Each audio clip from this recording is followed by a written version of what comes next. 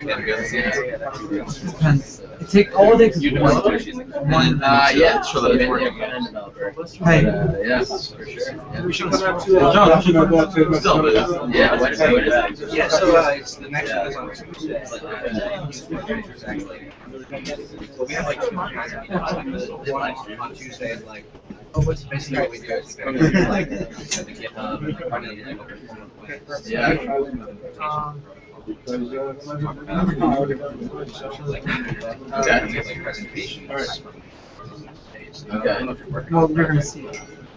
Once in a minute. Okay. Cool. Yeah.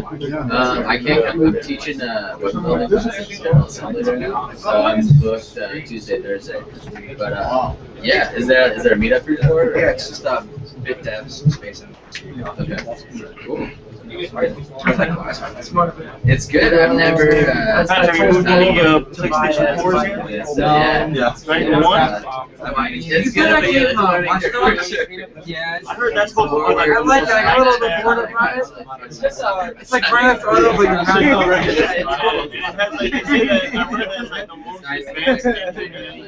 Yeah, it's pretty good, but I got a little bit. It's like very beginner, so I'm gonna keep playing it. So it's like open world sandbox. 3 weeks.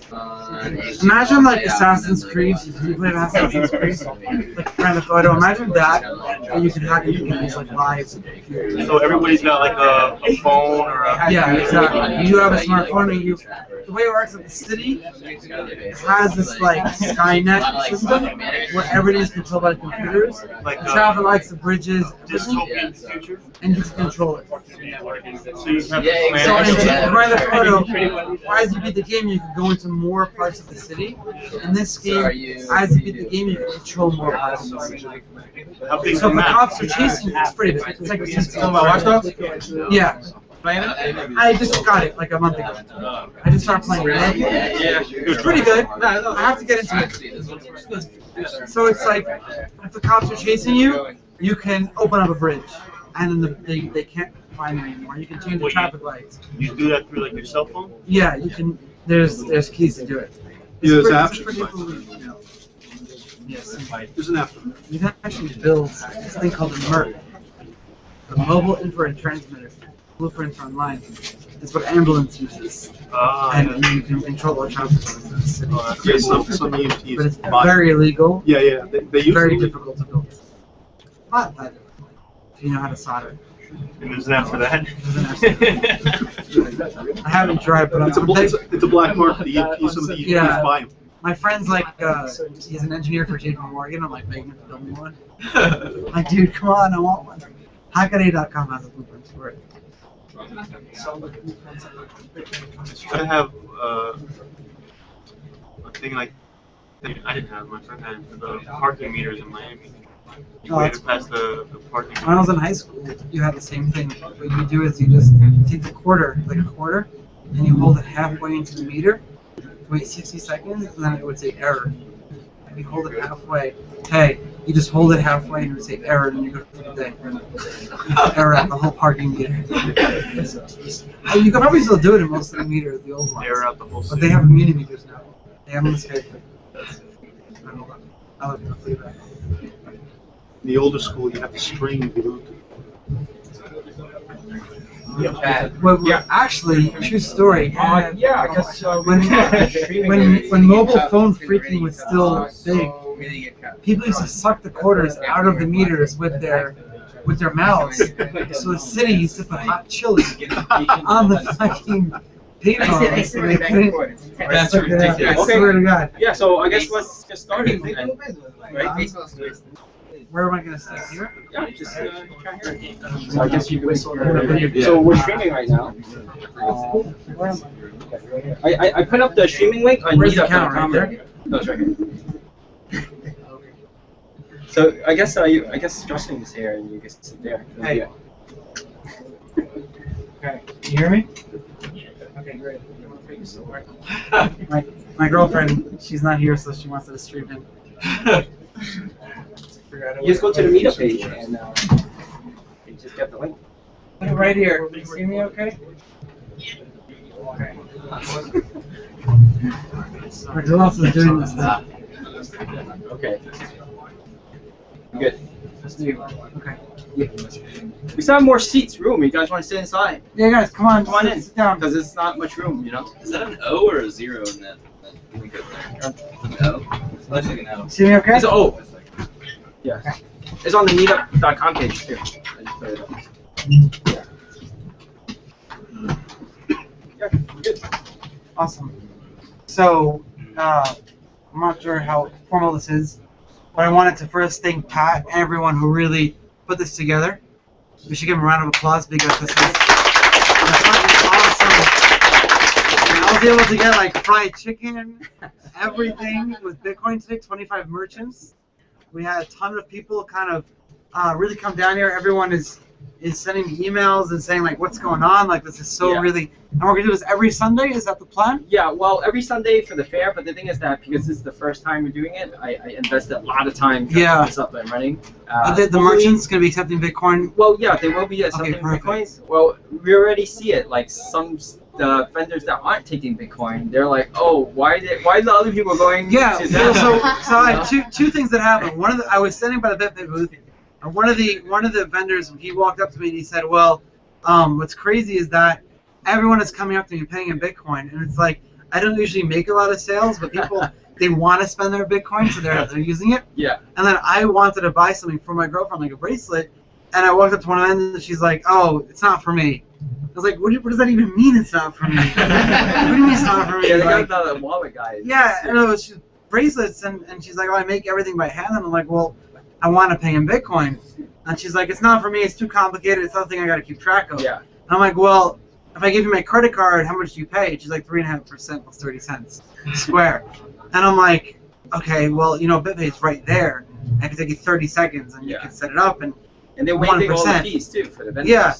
And all the fees, and she's like, oh, it's just too much to handle. I said, okay, well, you lost my sale. I don't want to buy anymore. Yeah, no, that's what's going to happen, because I can see a trend where, like, the people that are really successful taking Bitcoin, they're going to constantly come, and then the vendors aren't taking it. They're going to notice, like, why is everybody, I was like, oh, you know what, screw it, I'm just taking it. Well, people say that. People say to me, it's like, well, Charlie, people are going to come and, like, why should I accept Bitcoin? I know all the things, but no one's really coming to me and saying, I want to pay in Bitcoin. But I say to them, you have to understand, you're going to create a market. What's going to happen is, imagine an economy. Imagine the United States economy.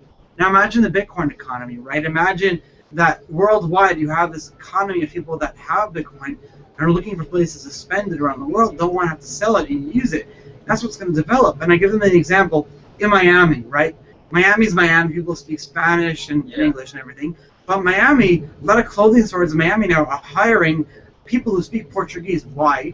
Because there are a lot of Brazilian tourists coming to Miami, and that's why they're doing it. So just like they're accepting Bitcoin, they're hiring people who they're investing in people who speak Portuguese because they know that market is coming, and then they know that people are going to come to buy in their stores because they have helpers to help them fit shoes on or whatever who speak Portuguese.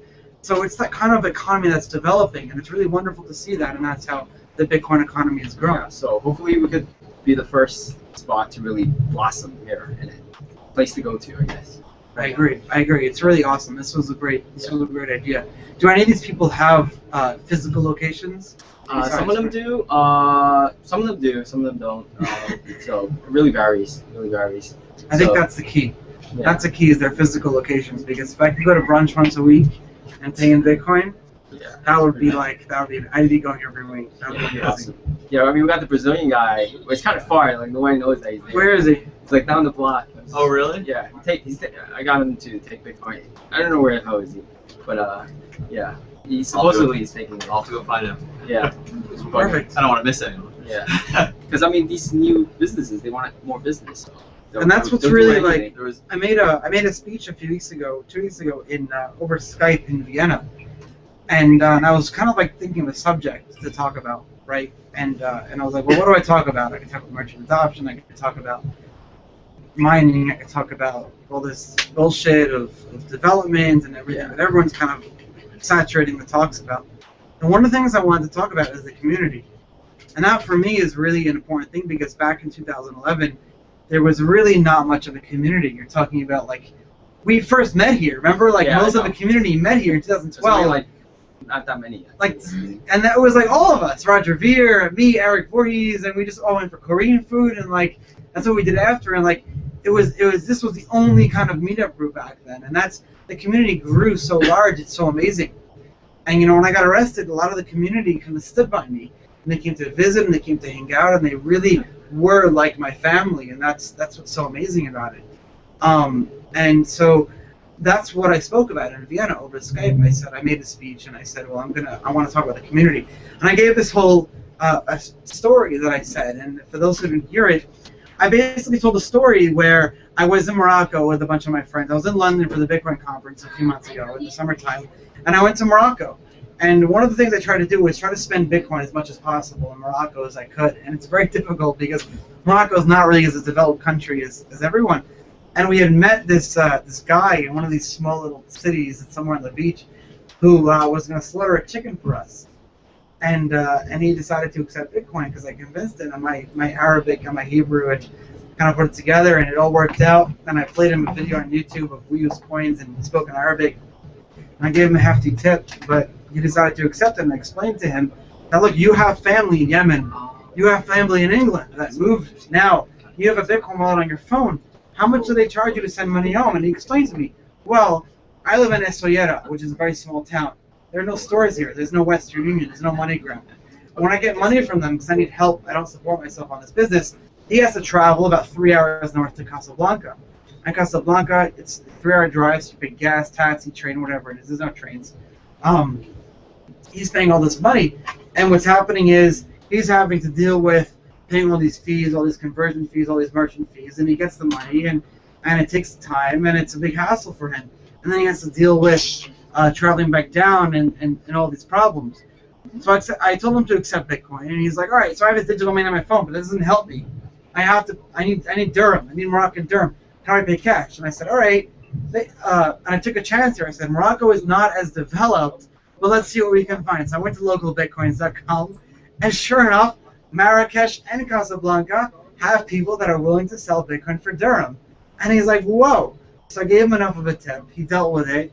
He was able to sell Bitcoin for cash, pay a lot less of a fee than he would, and he was super happy. And the chicken was, I think, out of everyone that made out, the only person that wasn't happy with the transaction was the chicken itself. He died. Right, babe? Was it a good chicken? There you go. It was a good chicken. So that's kind of the story that I told. And so from that, I got a call from a friend of mine, Jason, who I don't know if he's here, but he's a big commercial real estate agent here in New York. And he said, Charlie, I work with a lot of commercial real estate places, and I work with a lot of hotels here in New York. And there's a hotel that's looking to accept Bitcoin at one of those locations. And I said, well, Jason, like, I'm not going to just, I understand the PR thing about it, but why would this hotel accept Bitcoin? Why are they so gung-ho about it? He said, well, 2 reasons. One is the IT guy wants to mine Dogecoin in the basement of the hotel. That's one reason. But he said the other reason is that they deal with the European tourists. They're a hotel that, and I'll say who it is in a second, that they deal with a lot of European people that come to the hotel. And I said, okay, that's great. They convert their money and they pay in cash. He said, no. They come to the hotel, they have to put a credit card on deposit, and most of them pay with a credit card. And I don't know if you guys know, but credit card fees in New York, if you're accepting an American credit card, they're not terrible, but they're pretty bad. 3%, 3.5% Square charges, 2.75% to start, plus another 30 cents per transaction. So if you're processing like 30 grand a month on your business, you're paying a nice like 3 grand, maybe a little bit more. It's a significant amount of money. It's a lot of money. But then there's the chargeback risk. Just forget European, imagine American credit cards right now. You have a large amount of people that if you spend something with your credit card, even if they have you on camera using your credit card, and they have you spending it, they can easily call their credit company and say, I didn't make this charge. And all of a sudden, you as the merchant is on the hook. And you have to now prove your innocence, that this charge was actually good, and it was legitimate, and it was kosher. And now, you're talking about with American Express, you're talking about 45 days to hold that money. Just to give an example, many of you know that I own a nightclub uptown in Midtown called EVR. and we accept Bitcoin. And we give a crazy discount if you pay in Bitcoin. Why? It's because we have a guy comes in, and it happened to us. He goes crazy. He's buying girls drinks. He's spending bottles, you know, like corporate Morgan Stanley credit card. He's going crazy. We're loving it. We're rolling that night, you know. 10 grand he spends on the table. Best night ever. We made a nice profit from him. We're having a great time. What happens? American Express the next 3 days later. Yeah, he was drunk. He didn't spend where he's charging back. So what do you mean he's charging back? We have him on camera. We literally have him on camera, spending the money, signing it. American Express says, look, you are probably 100% innocent, but we have to now investigate this. And they say, since we have to investigate this, 45 days we're holding this 10 grand settlement. I'm like, dude, I have to buy alcohol. We need cash flow. We're not a crazy money-making bar. You can't hold our 10 grand. That's going to put us under. And they did, and we have to deal with it, and that's what happens. So this hotel has a similar issue. They're charging $3 grand for a hotel room, you know, for 2 weeks, night stay. They're charging a lot of money, and they're dealing with chargebacks. That's just American credit cards. Now you have European credit cards, right? European credit cards, I don't know if you guys know, you get these Nigerian emails, Russian credit cards, French credit cards, Dutch credit cards, scams, all of them. It's like, the problem with that is that you don't know if it's legitimate or not, and with European credit cards, because a lot of them are scams, and people steal credit cards and use them to book hotel rooms in America, these hotels have to pay between 5 and 7%. You're talking about almost 10% of their profits just to go to the fees to accept the money.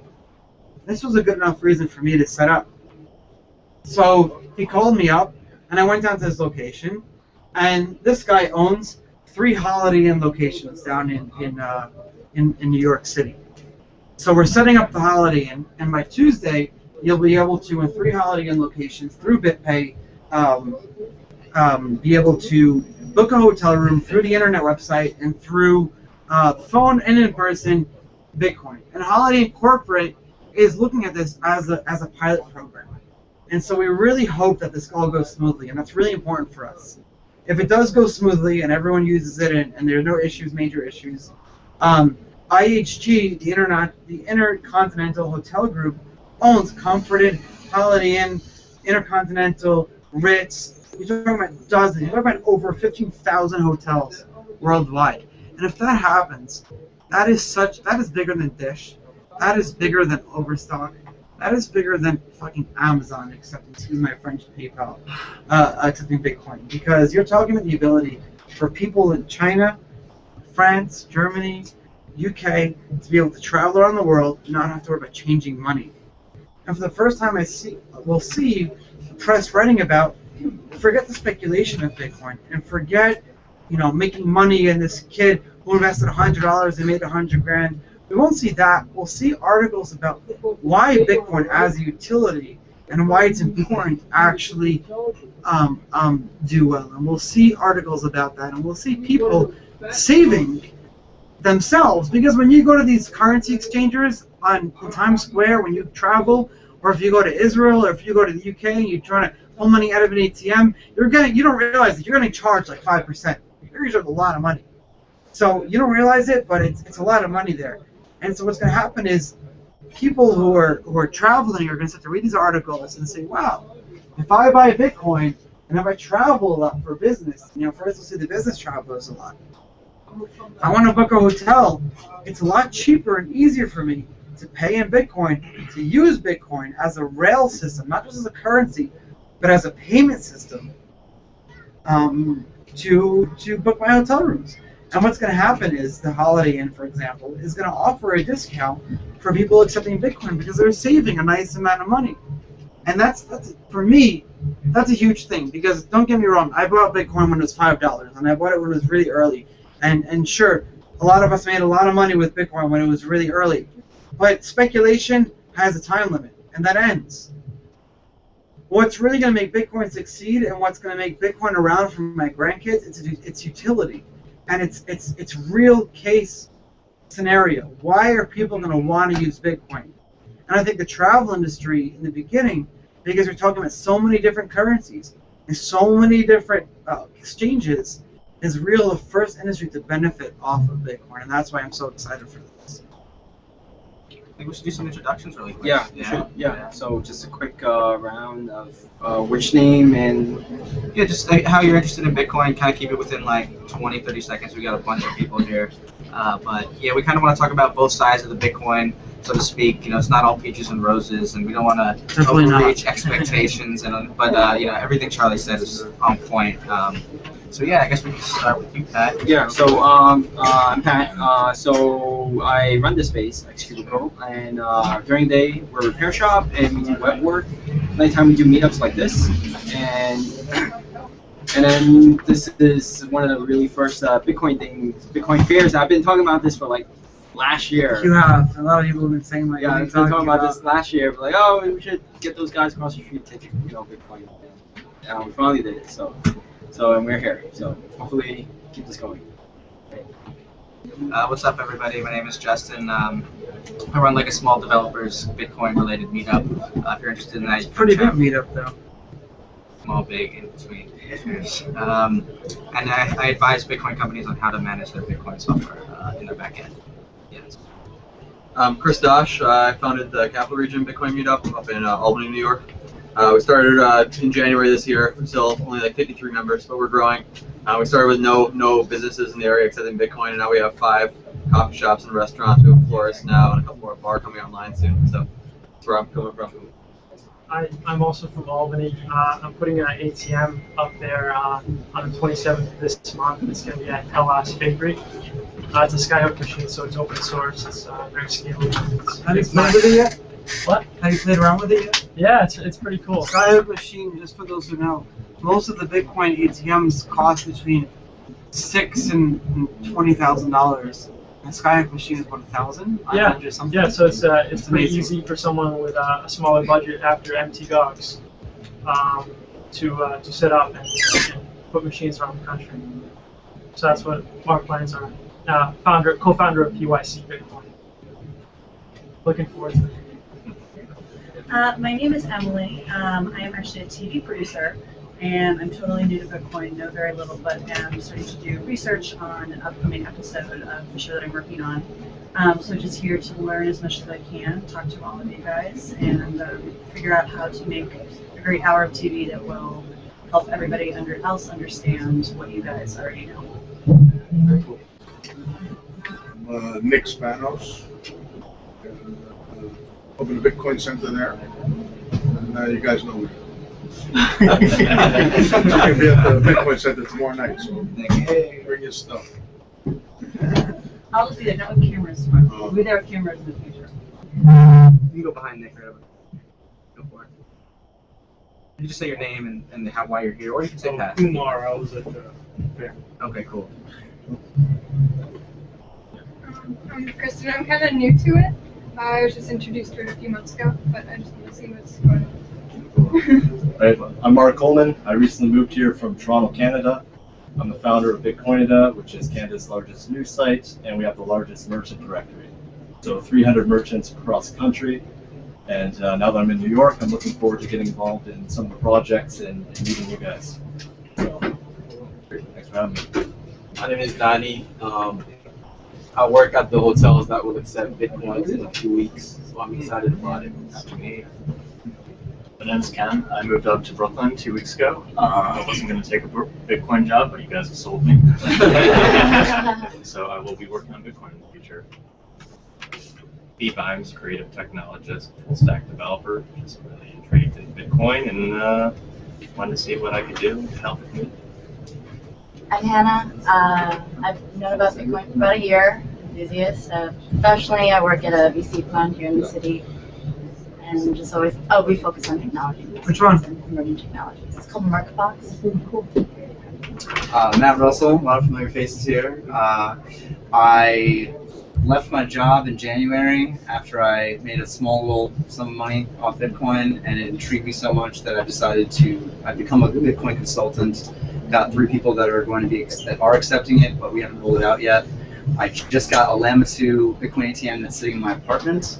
I'd love to know if anybody could help me with the legalities of that. It's a giant paperweight. And I also launched a meetup group called the NYC Bitcoin Business Merchants Meetup, which needs to be changed.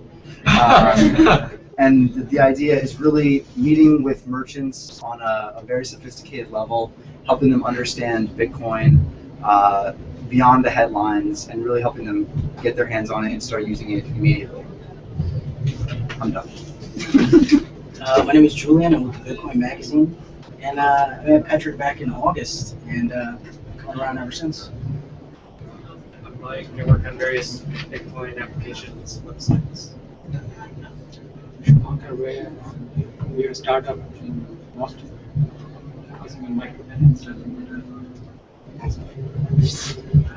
My name is Arthur, and I'm just very optimistic about how Bitcoin can make the world a better place. My name's Hyle. I work with my partner Boris here. We run a financial and tax advisory firm for Bitcoin accepting businesses and for miners and mining farms. You can tell them where we are. Well, we've been involved in Bitcoin probably for like a little over, well, me for a little over a year, for like 2 years. So at the end of last year, we decided we wanted to start up something, and because we're already accountants, we filed taxes, so we said, well, let's just start doing that for Bitcoin companies.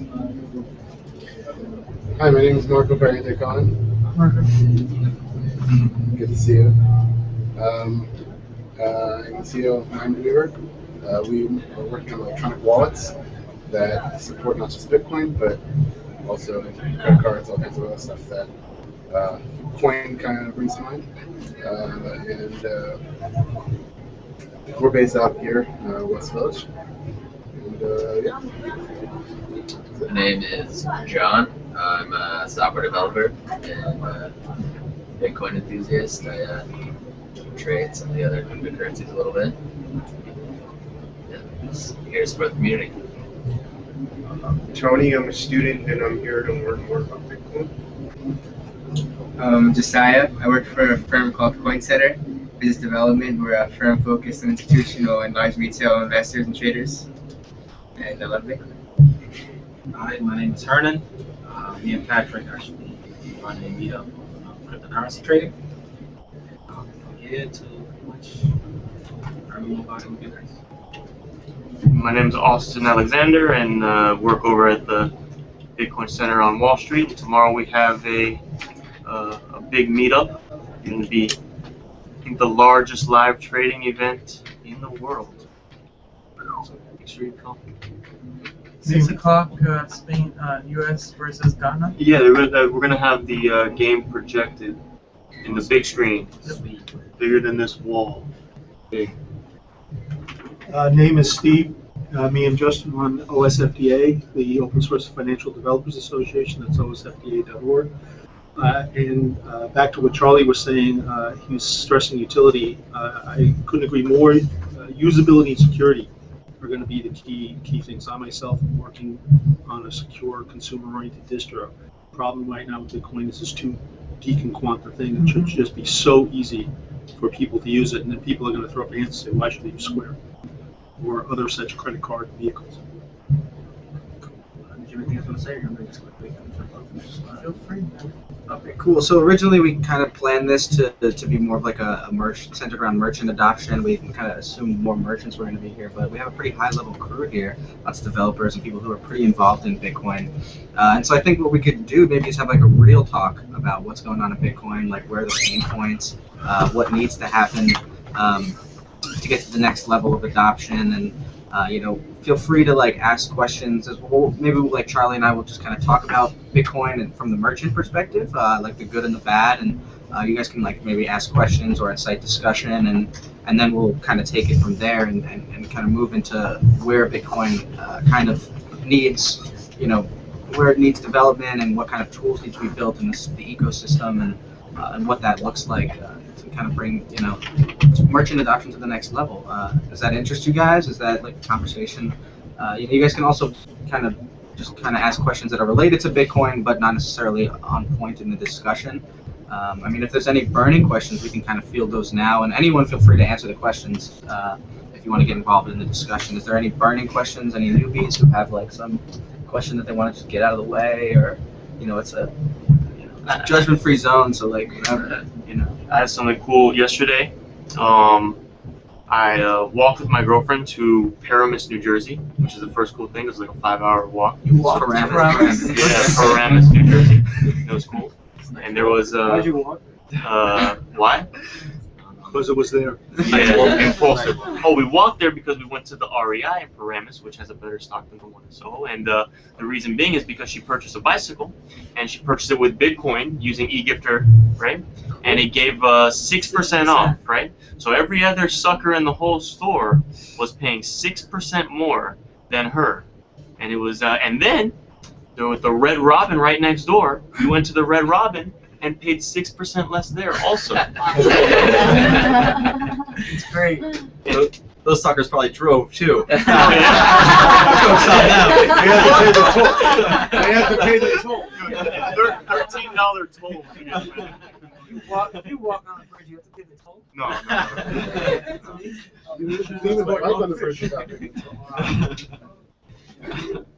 And what's crazy is that the eGifter.com has Walmart, Amazon, Target, Whole Foods, maybe Gift.com has Whole Foods. Banana Republic. All clothing places. So you go to Walmart and you're paying 6% less at Walmart. Like life is way cheaper.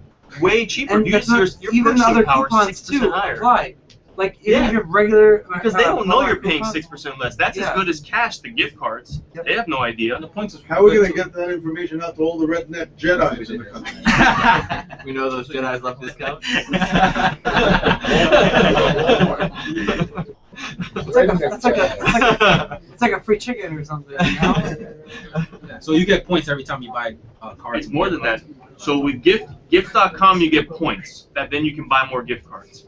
With eGifter now, and I'm sure eGifter you get 3% of points, and then this 3% off the face value. So a $100 gift card costs you $97, and then they give you $3 worth of points to buy another gift card. You can just buy a Walmart gift card. You can buy a Walmart, and the Walmart gift card, the REI gift card, well, another thing, right? It was a real pain because we're on the internet, and my phone camera wouldn't work, and it was one of the...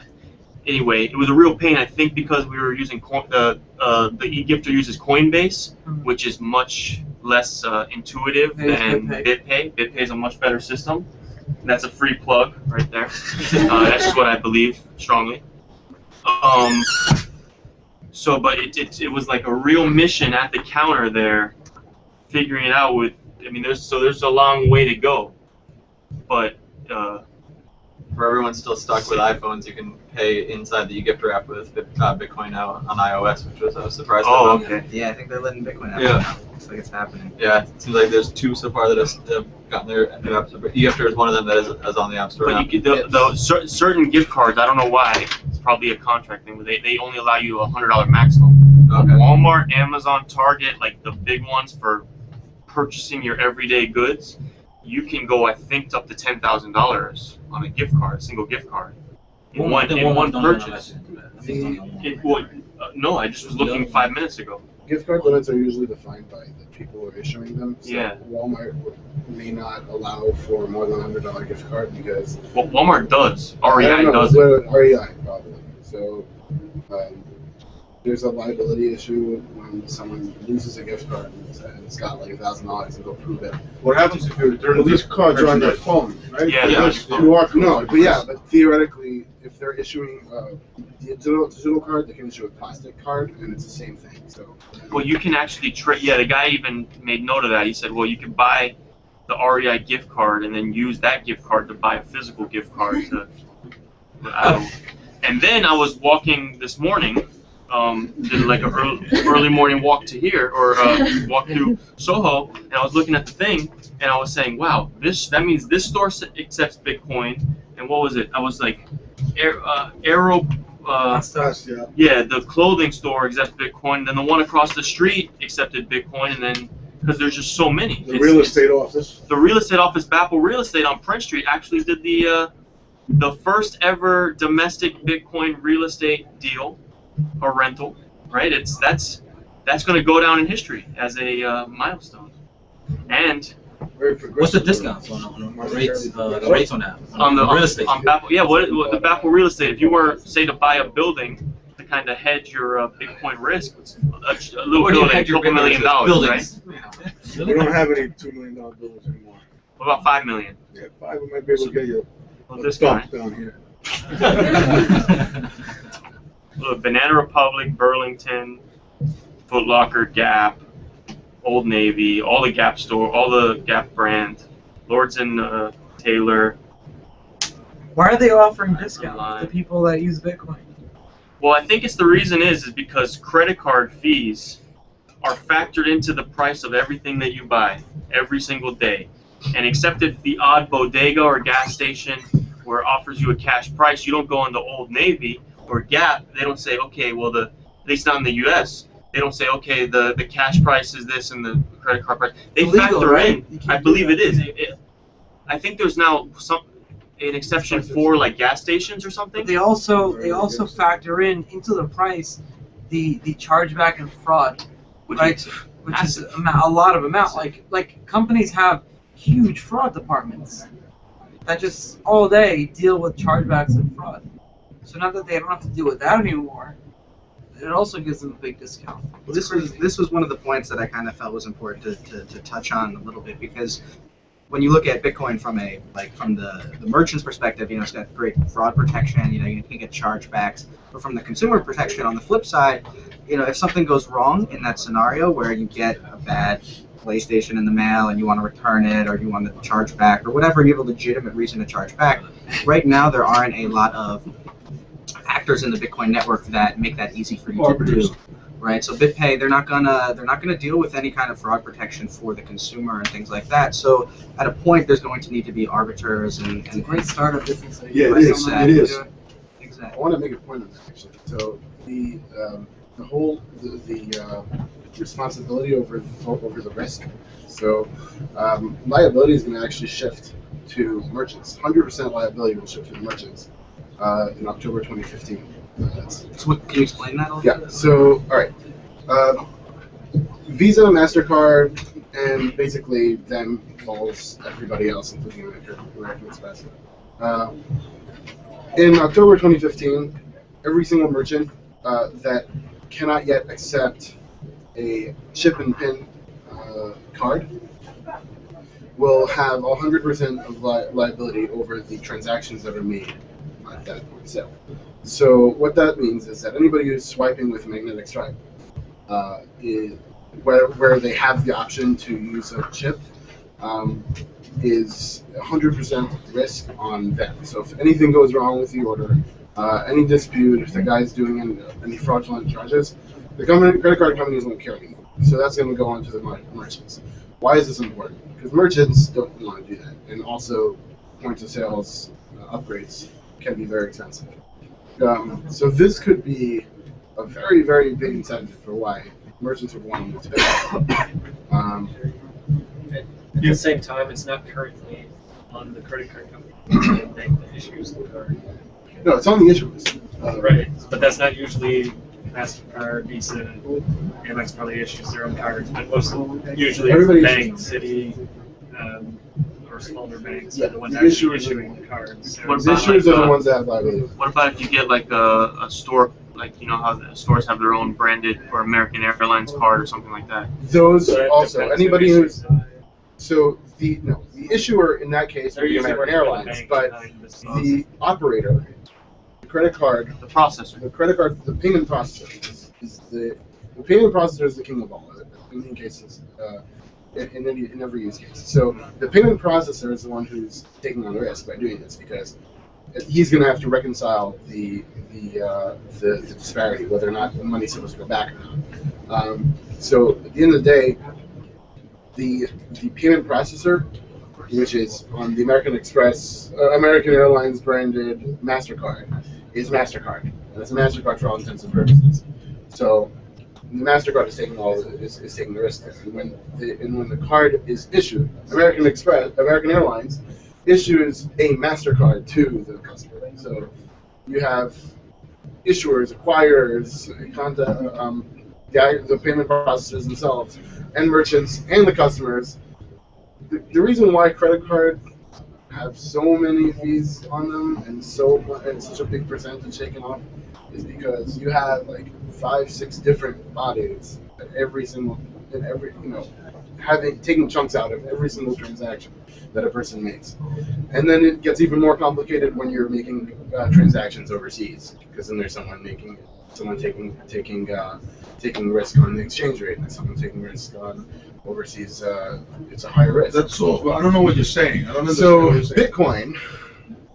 Let me tell you something. Merchants are going to be 9/11, right? Remember 9/11? Yeah. I had the first Airbnb. I don't know if you guys know that. No More Hotels and GetARoom.com. I had offices around the world. I had before 9/11. Yeah. So I had 20 credit card machines because they didn't have the 3 digits on the back, and we typed them in, right? So the buildings came down. I had a merchant bank. These guys are supposed to, whatever the hell they're supposed to do, I'll tell you what they did. I had a cancellation policy. 30 days out, they lost 25%, 50%, 2 weeks out, and then 100%, 7 days out, right? Unless it was a longer stay. If it was a longer stay, we took 100% for the first week. So that was my policy. They signed off on it. I accept and all that good stuff, whatever that I thought it was. So the buildings came down. No one could fly for 2 weeks. No one wanted to fly. They all glued in front of their TV. They all reversed it. They didn't all reverse their charges. Many of them reversed their charge, tried to reverse their charge. So my merchant bank just screwed me. They said, well, you know what? You had more than 5% of your transactions were canceled. We believe there's fraud involved. So we're going to return all your money to people from all over the world. And I lost, over $1 million. Emptied out and the big problem was I used to keep 20% and send 80% to the landlords. So they took 100% out of my bank. I only had 20% in that bank account. So they took, all my money, wiped me out in one day. While I was down in 9/11, digging for 5 days, right? Where now I got, retinal vasculitis, I can't see, and they got all my money and lost my business. So what are you saying? That they're good for us? No. I'm saying that Bitcoin, if you replaced all of those transactions that happened with you with Bitcoin transactions, none of that would have happened, correct? Okay. And now in the other situation, on the flip side, the credit card company is like, hey, here's a company that everybody is returning their charges from. We think this company is now. That guy, they robbed me. No. They robbed me. Right. They knew it was 9/11. I'm telling you the way that they robbed me, and I had to go and sue people like in France and in Costa Rica, and I had to go to the. I think you should have sued the actual payment processor, but the way it works, I think that's what you should have done, because the way it goes is that they have to go according to the rules. They have to go according to the rules, and they will. And there's risk on both ends. There's risk on the payment on the merchant, and then there is risk on the customer. The customer is risk of default, right? The merchant is at risk of running a fraudulent business. So they want to protect their customers and the brand as much as they want to protect the merchant from the customers. So they have every right to actually kick off their merchants, or make their percentages up to like 10% when this happens. Basically, this entire system is very corrupt, right? So, yes, this is the reason why Bitcoin should be adopted, and I see that Bitcoin is going to be adopted at a much, much higher rate coming October. And why is that? Because it's just going to because it's going to be much, much more expensive for everybody, for merchants to actually. You're saying October next year? October 2015, yeah. Right? But there's why October 15? You just said it before. Because the liability shift happens on October 2015. When that happens,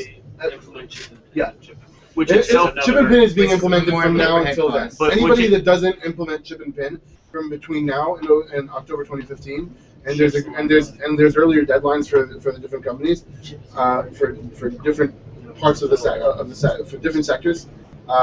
Will have other penalties to them, or their accounts could be closed, or they'll lose rights to have to issue MasterCards. But the funny thing about all that, overlying that, is that chip and pin is archaic technology. Yeah. Chip and pin is like chip and pin is more secure than a plain text magnet. It's more secure, but it's been around for 17 years, right? It's like it's nothing very the fact that it's not very secured secure hasn't at all. helped at all. EMV is not as secure as you think, but it's also not as hackable as you think. It's quite a solid. Right now, the technology for Bitcoin, you have the technology in place to have a clean arbitration system. You can go to a site like BitEscrow, and you can have an arbitration. Credit card companies are effectively acting as arbitrators. And the problem is it's a limited monopoly. These are your arbitrators. Great. So we have the technology with Bitcoin to do arbitration. The problem is right now, great, go use that technology and go to the American Arbitration Association and get an arbiter and everything. That's not there. What there needs to be, missing link in Bitcoin, is there needs to be companies that provide for you qualified arbiters that know the areas you're dealing in. And says, you know what, I'm going to arbitrate. So that's one of the things that Bitcoin needs on bigger transactions. Smaller transactions, you don't need that, but bigger transactions, you need an arbiter. And I see that business starting to roll now. I think that's the real value too. If you're buying an antique, you go to an arbitrator that deals with antiques, and they can know or baseball cards. They know a real baseball Whereas card. right now it's in the hands of the small monopoly credit card companies. Oh yeah, they're going to really know about antiques in this. Well, yeah, and you go to Visa, like they can't have people that know the fine details of every single market. If you're dealing with very rare, herbs even or something like that, they can't know. Visa can't know everything. Where you go to someone that deals with that. And one other thing about when the arbitration is very important, because on top of that, frequently what the companies do, as you probably know, is they just basically settle with both sides. Well, where's that money coming from then? It's coming from decreased fees coming down the road, which are all the customers are going to pay. The fees are just going to keep going up and up. So that's, Bitcoin needs arbitration companies. That's, I think, is a growth area in Bitcoin. And then you would have transparency, and you could see that this much money goes to that arbitration service. Exactly. And I can have this level of service for this much. There's accountability. Accountability. People are okay paying for things if it's their choice. Like Exactly. if they say I want an arbitrator, Yeah. they're okay paying. Yeah, right now it's a black their box choice. Yeah, with the card companies. Whereas if I'm paying Visa, sometimes I don't want an arbitrator if I'm buying a bottle of water. Like Yeah. I don't need your arbitration services. Like if the bottle is not what I want, it's a bottle of water. I don't want to pay your fee for your arbitration services. Yeah, I think to kind of stay in the same vein in terms of extracting the Visa MasterCard payment processors and injecting the Bitcoin infrastructure, the point of sale experience on Bitcoin, for Bitcoin rather, it ranges from good to really bad depending on what payment processor is being used, if a payment processor is being used.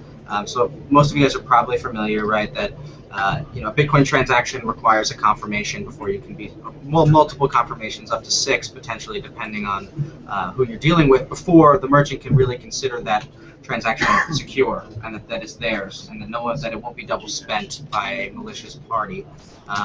And so, you look at BitPay. If you went outside today, whipped out your phone, showed a QR code, and you sent it, and once their node saw the transaction, BitPay is basically hedging the volatility risk for you, so that if there's a double spend, they're going to take the heat.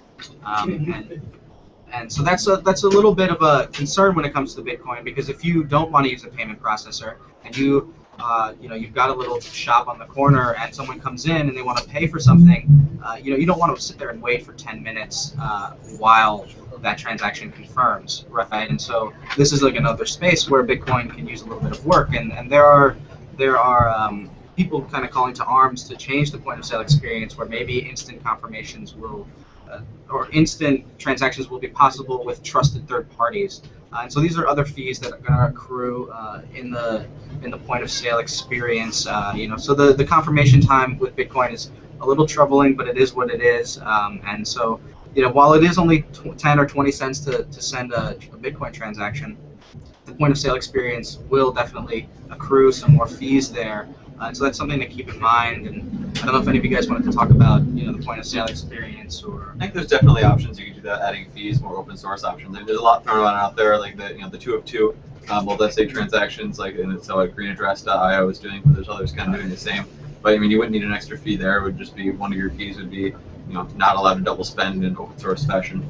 I think there's other options out there as well. So one of the topics that's come up on the developer list over the last couple months is the replace by fee. Yeah. And if they do implement that, it'll basically wipe out completely zero confirmation. Yes, 100%. How? So that would be if I send a transaction to one of the merchants out there with a fee of 0.001 or 0.1 millibits, and they accept it, I can then rebroadcast the same transaction to myself with double the fee, and it'll replace it. So as long as the fee is higher and it uses the same inputs, it replaces it in the mempool. So yeah, but that's the idea of that. The only patch possible, that like that seems almost inevitable. Like the only possible way to do that is to have.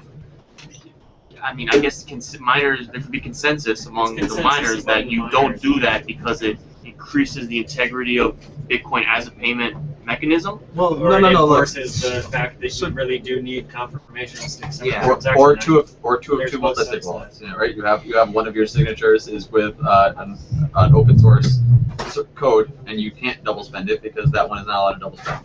Right, so just to explain what this conversation is about, right? So when you broadcast a transaction, before it goes into the blockchain, it sits in this pool called the mempool, right? So the transaction's sitting there until a miner picks it up, decides for it to go into a block. And that can take, up to 10 or so minutes before it gets into a block. And so a confirmation is that your transaction has been buried below other blocks in the ledger, right? And so the concern here is that when your transaction's in the mempool, it's not really in the ledger yet. It's just kind of in the ether waiting to go. And so in theory, a malicious person can take that same private key that they broadcast the transaction with, broadcast another one, and kick the first one out of the mempool, and then theirs goes into the chain, and then the merchant gets defrauded. Yeah, so right now, no miners that I can tell are implementing this replace by fee, but there are other ways to.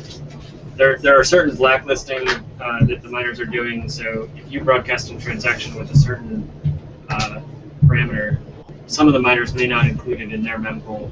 So if you have it a special transaction, you can be sure that it's not included in certain mempools, and then you broadcast a new transaction that will be included in those mempools, and then you have the percentage of whatever those miners' percent of the network is that you will double spend. Good example of that is like Satoshi Dice. A lot of miners won't process Satoshi Dice. Although it doesn't look like any of them are blacklisting that right now. Oh really? Okay. Based on, I've been working on this all week because of the pool. Everybody's freaking out about Ghash being 50%, although as far as I can tell, they're around 45 was the max they got. Anything more than that was more of a just variance over 6 to 12 hours or something. The funny part is how that problem happened before, and I think that thing is going to happen again. Every time, the centralization. Every time one of them gets close to 50, everybody panics. Everybody goes out, and then everybody's like, "Okay, it's cool. Let's go back in again." Well, let's save the pool conversation for a few minutes. We'll save the pool conversation. This is more like a BitDevs thing. If you want, come Tuesday to our BitDevs meetup. Yeah, you can talk to me about that after if you're interested in like. But I think it all goes back to the usability of a zero confirmation transaction. Well, so what are the downsides of like a greenaddress.io type proposal with the 2 of 2 multi-sig, where one signature is held by an open source program that cannot double spend? One major downside is I don't have any of my Bitcoins in. Yeah, I mean, you're not trusting. Well, doesn't have to be that. You could have a whole any wallet getting from BIP. I think there is a BIP. BIP 70 is BIP 70 about that? Okay. They're trying to extend it right now. Okay. So with greenaddress.it, I'm pretty sure they use 2 of 3. You're adding trust again. And they give you one key for a backup, and then you have one key on the client side, and then they have a key. So you could still double spend a greenaddress.it. Or if you have collusion with green address, you can double spend still. All right. Well, so what about one that doesn't? It's 2 of 2. There's not 2 of 3. That one key is just the only thing it can do is it'll sign anything that isn't been double spent, that isn't out there already. Right. So in order for that to happen, you have to give up certain rights of your Bitcoin if you want to protect yourself from double spends and things like that. The biggest problem here is like we're trying to like optimize it for like really immediate like transaction, like transactions that happen. Like a taxi cab. Yeah, taxi cab, but like or like buying in like point of presence like terminal. So yeah, I mean usually you're not if you're going buying online, it would never be a problem because everybody can wait 2 hours like easily and before like shipping stuff. But like online, like you can if you already have to give up some property on your like Bitcoin, why not to have like something like deposit bank where you like deposit bank and like you immediately confirm like another trusted source. I'm not sure you can do it like with multi-signatures.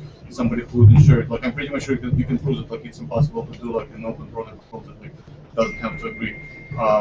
So like there is absolutely no problem having like equivalent of like $20 in your wallet that like, you can immediately spend cash. I don't see like transactions that need to happen instantaneously, fast and like without any kind of information. Like drug deals or something? Like, well, yeah, no, mainly point of sale, that's like the in person to person. I mean, online, unless it's like a digital good that they're immediately serving to you. Yeah, but like, right. then you already And also, like, some. Everyone's worrying about a double transactions. spend on a big giant transaction. Yep. You know, you're worried about a double spend when you bought an ice cream across the street, which was pretty nice, was pretty good. Well, the merchant. I mean, you're gonna wait 8.5 minutes. I'm worried. You're gonna wait 8.5 minutes. You get a block over there. Get a couple So it's blocks. different from like having like online wallets, so, like immediately confirm. Like with Cafe, as far as I can tell, like it's immediately confirms transaction. Like if you like. They had They're taking the risk. Well, that begs the question also, this should be a protocol level implementation or a third party implementation? It's like, Oh, well, no, it can't be done on the protocol level. Yeah, it's being Otherwise- done by third parties. Yes. So what we're doing actually with the electronic wallet is we're designing a wallet not for necessarily operational efficiency, but for efficiency user interface. Right? We're trying to flatten the user interface time to a small as atomic as possible. Now, I mentioned credit cards before because there's a lot of really good things that we can learn from contactless technology. So host card emulation, which is what Google Wallet, the wallet phone is actually based on, is a single one-off transaction. Why is that a possibility? Because there's a third party operating and they're taking the risk. Okay. So basically, the way I see it is third parties have to this has to be a third party job. This isn't going to be a protocol level because that's like saying I'm going to take the wire transfer protocol and open it to everybody. Wire transfers are really expensive because they're very tedious and they're very meticulous. They have the possibility of moving money immediately. That's what wire transfer is for. And Bitcoin doesn't? Bitcoin does. Oh. However, wire transfers cost $25 to do, right? And there's a reason why it's like that, because if you make a mistake, there's no going back, right? Same thing with Bitcoin, right? But the thing is, the bank does your wire transfers for you, not you. If you make a mistake sending a whole bunch of Bitcoin somewhere else and you get defrauded, there's nothing you can do about it. If you hand that off to a third party who's willing to mitigate the risk, and then you're somehow covered, it's better for you, right? And if you can use anything, if you have a wallet that's not real and you send Bitcoin to it, you can't send it to someone who doesn't exist. But if you send a wire to someone and you have a bad account number, that bank in France, happened to me, kept the money for a month. Meanwhile, in Bitcoin, you can't send to someone who doesn't exist. Hold on. Okay, so the bank in France kept the money. That doesn't matter. It's not Yes. Sorry. No, because the wallet doesn't exist. No. Like you just send it to a private key that can't ever be like. someone's gonna get it eventually. Well, yeah, if you guess or if you you're not going to misscan a wrong private key, or you'd be very unlucky, very unlucky to do so. I'm even going to say that the method of using QR code isn't the best way to do it. No way. Right? I agree. So I seem to always be in the minority though, when someone mentions it. I'm like, yeah, QR codes are kind of fun. QR codes suck. Yeah. Guys, QR codes suck. What else is wrong? I shouldn't be doing this and waiting. What else is wrong? Tell us what else is wrong. That this takes time to do. So what should we do? The time it takes for a transaction to actually get verified on the point of sale takes time. The time it takes for you to pull the thing out of your pocket and use it takes time. That plus that, yes, the usability is the problem. You make the usability issue a non-issue, and then people will be very happy. Which is totally possible. which is totally Yes. possible.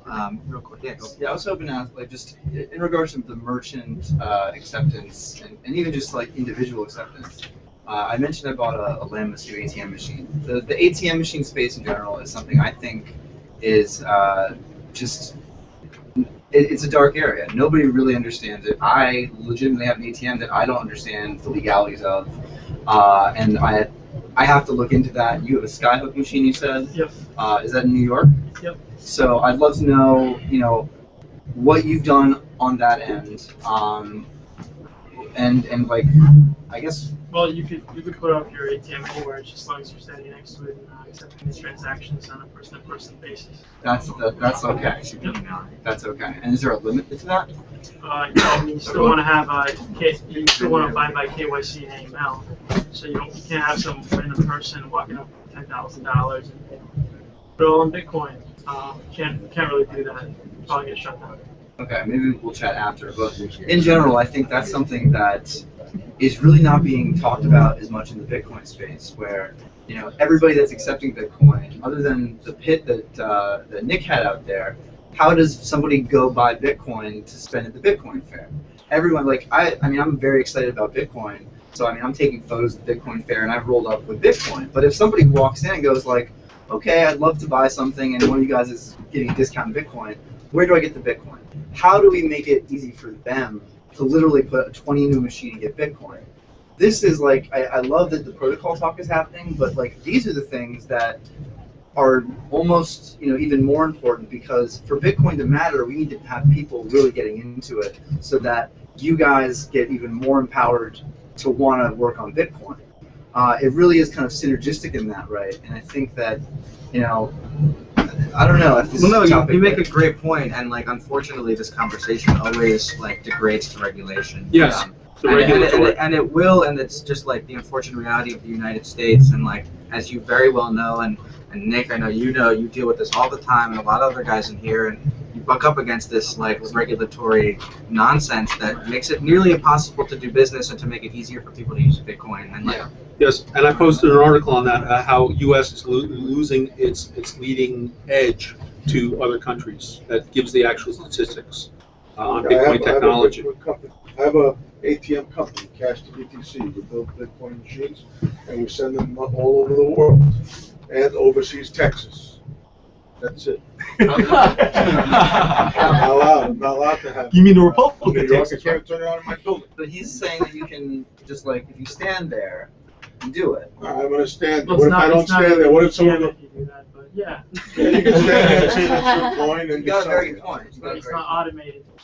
It's kind of just like a local Bitcoins where. This is my big calculator. You gotta stand there with the know your customer form. Well, I mean, Is that what you're saying?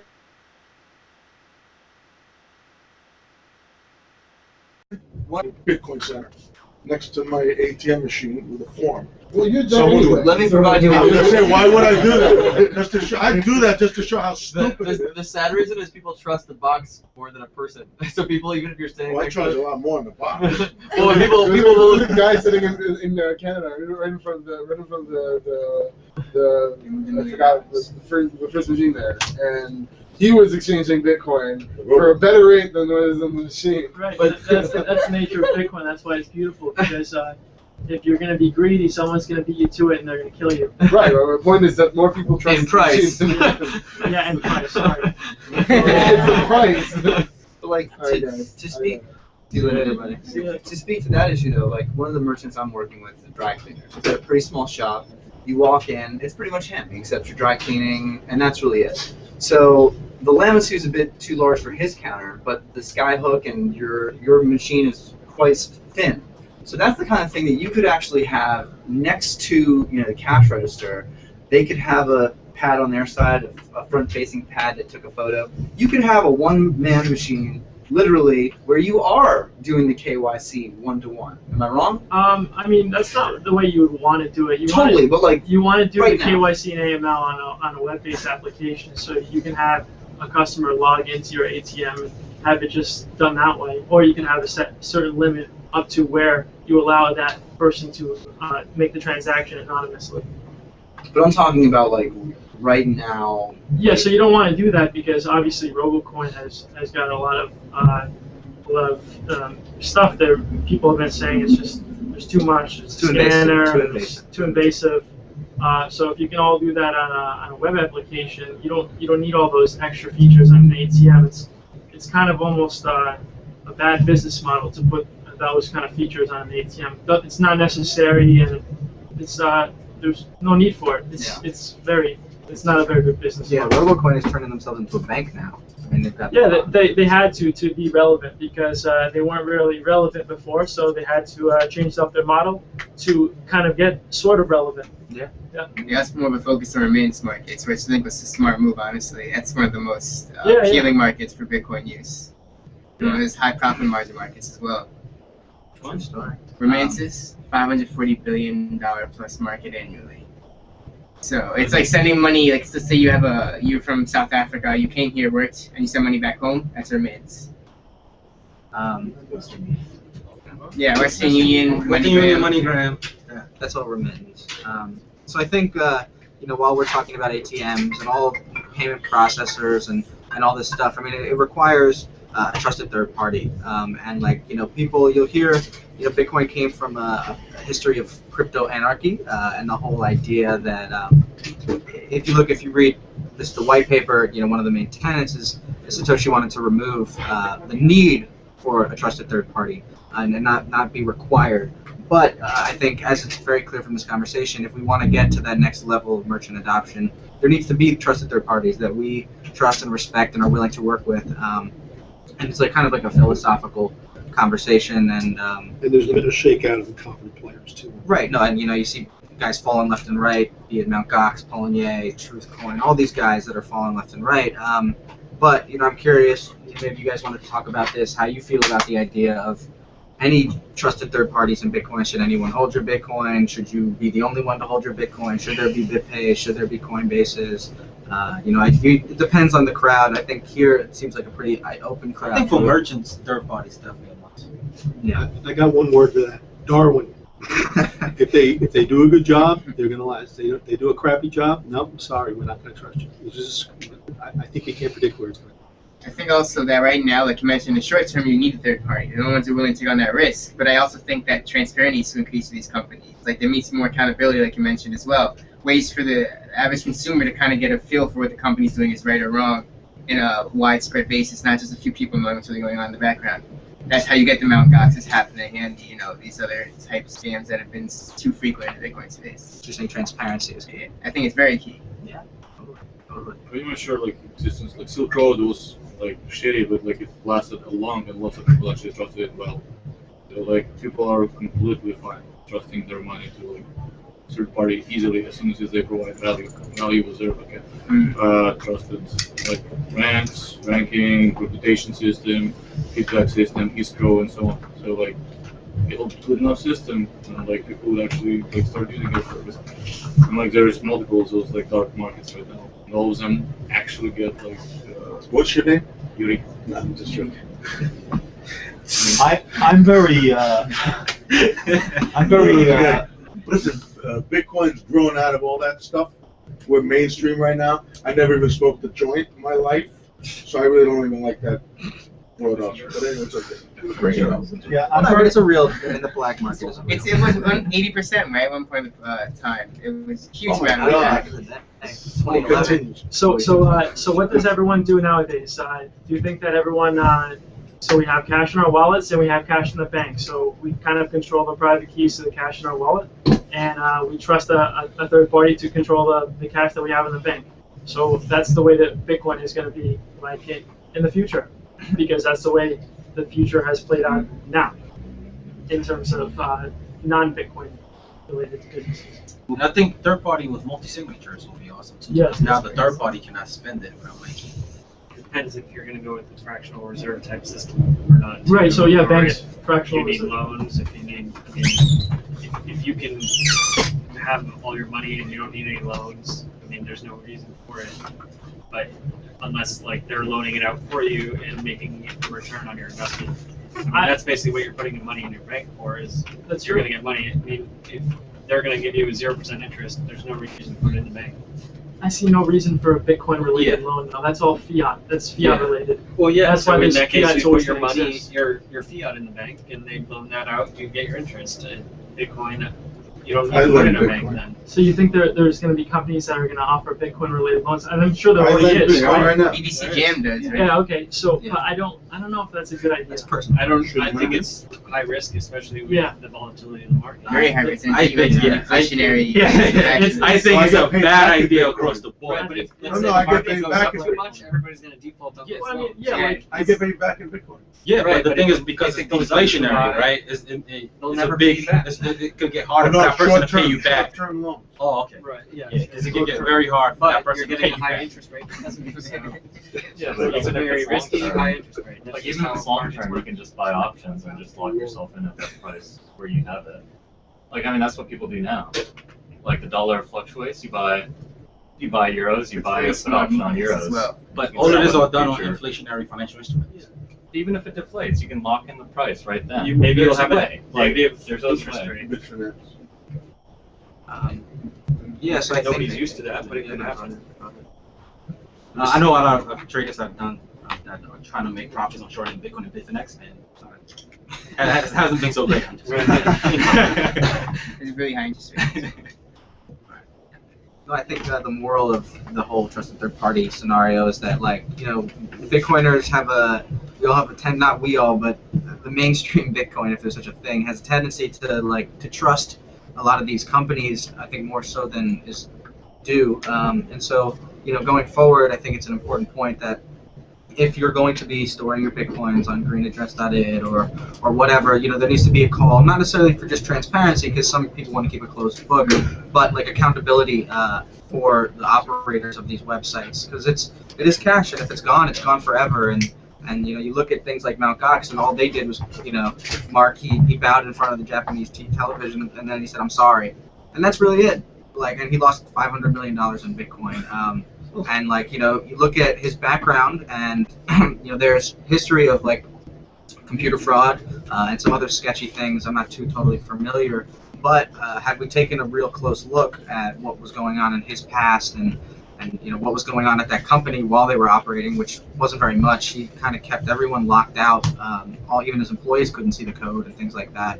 And that's really scary when you think about how much money they were, like, you know, how much money they had in their possession. And like, that's just, I think it's unacceptable. And you know, if you're going to be using someone, make sure that they've got all their ducks, you know, lined up and I's dotted, T's crossed. You like the key word you mentioned is trust. And I think that, you know, Bitcoin is a global currency, the world's first truly global currency, and the concept of global trust is one that I don't think we're truly familiar with. Like, if you're a celebrity, then yeah, the world knows you. It'd be hard for Brad Pitt to like double spend somewhere and not have the world hear about it. But like,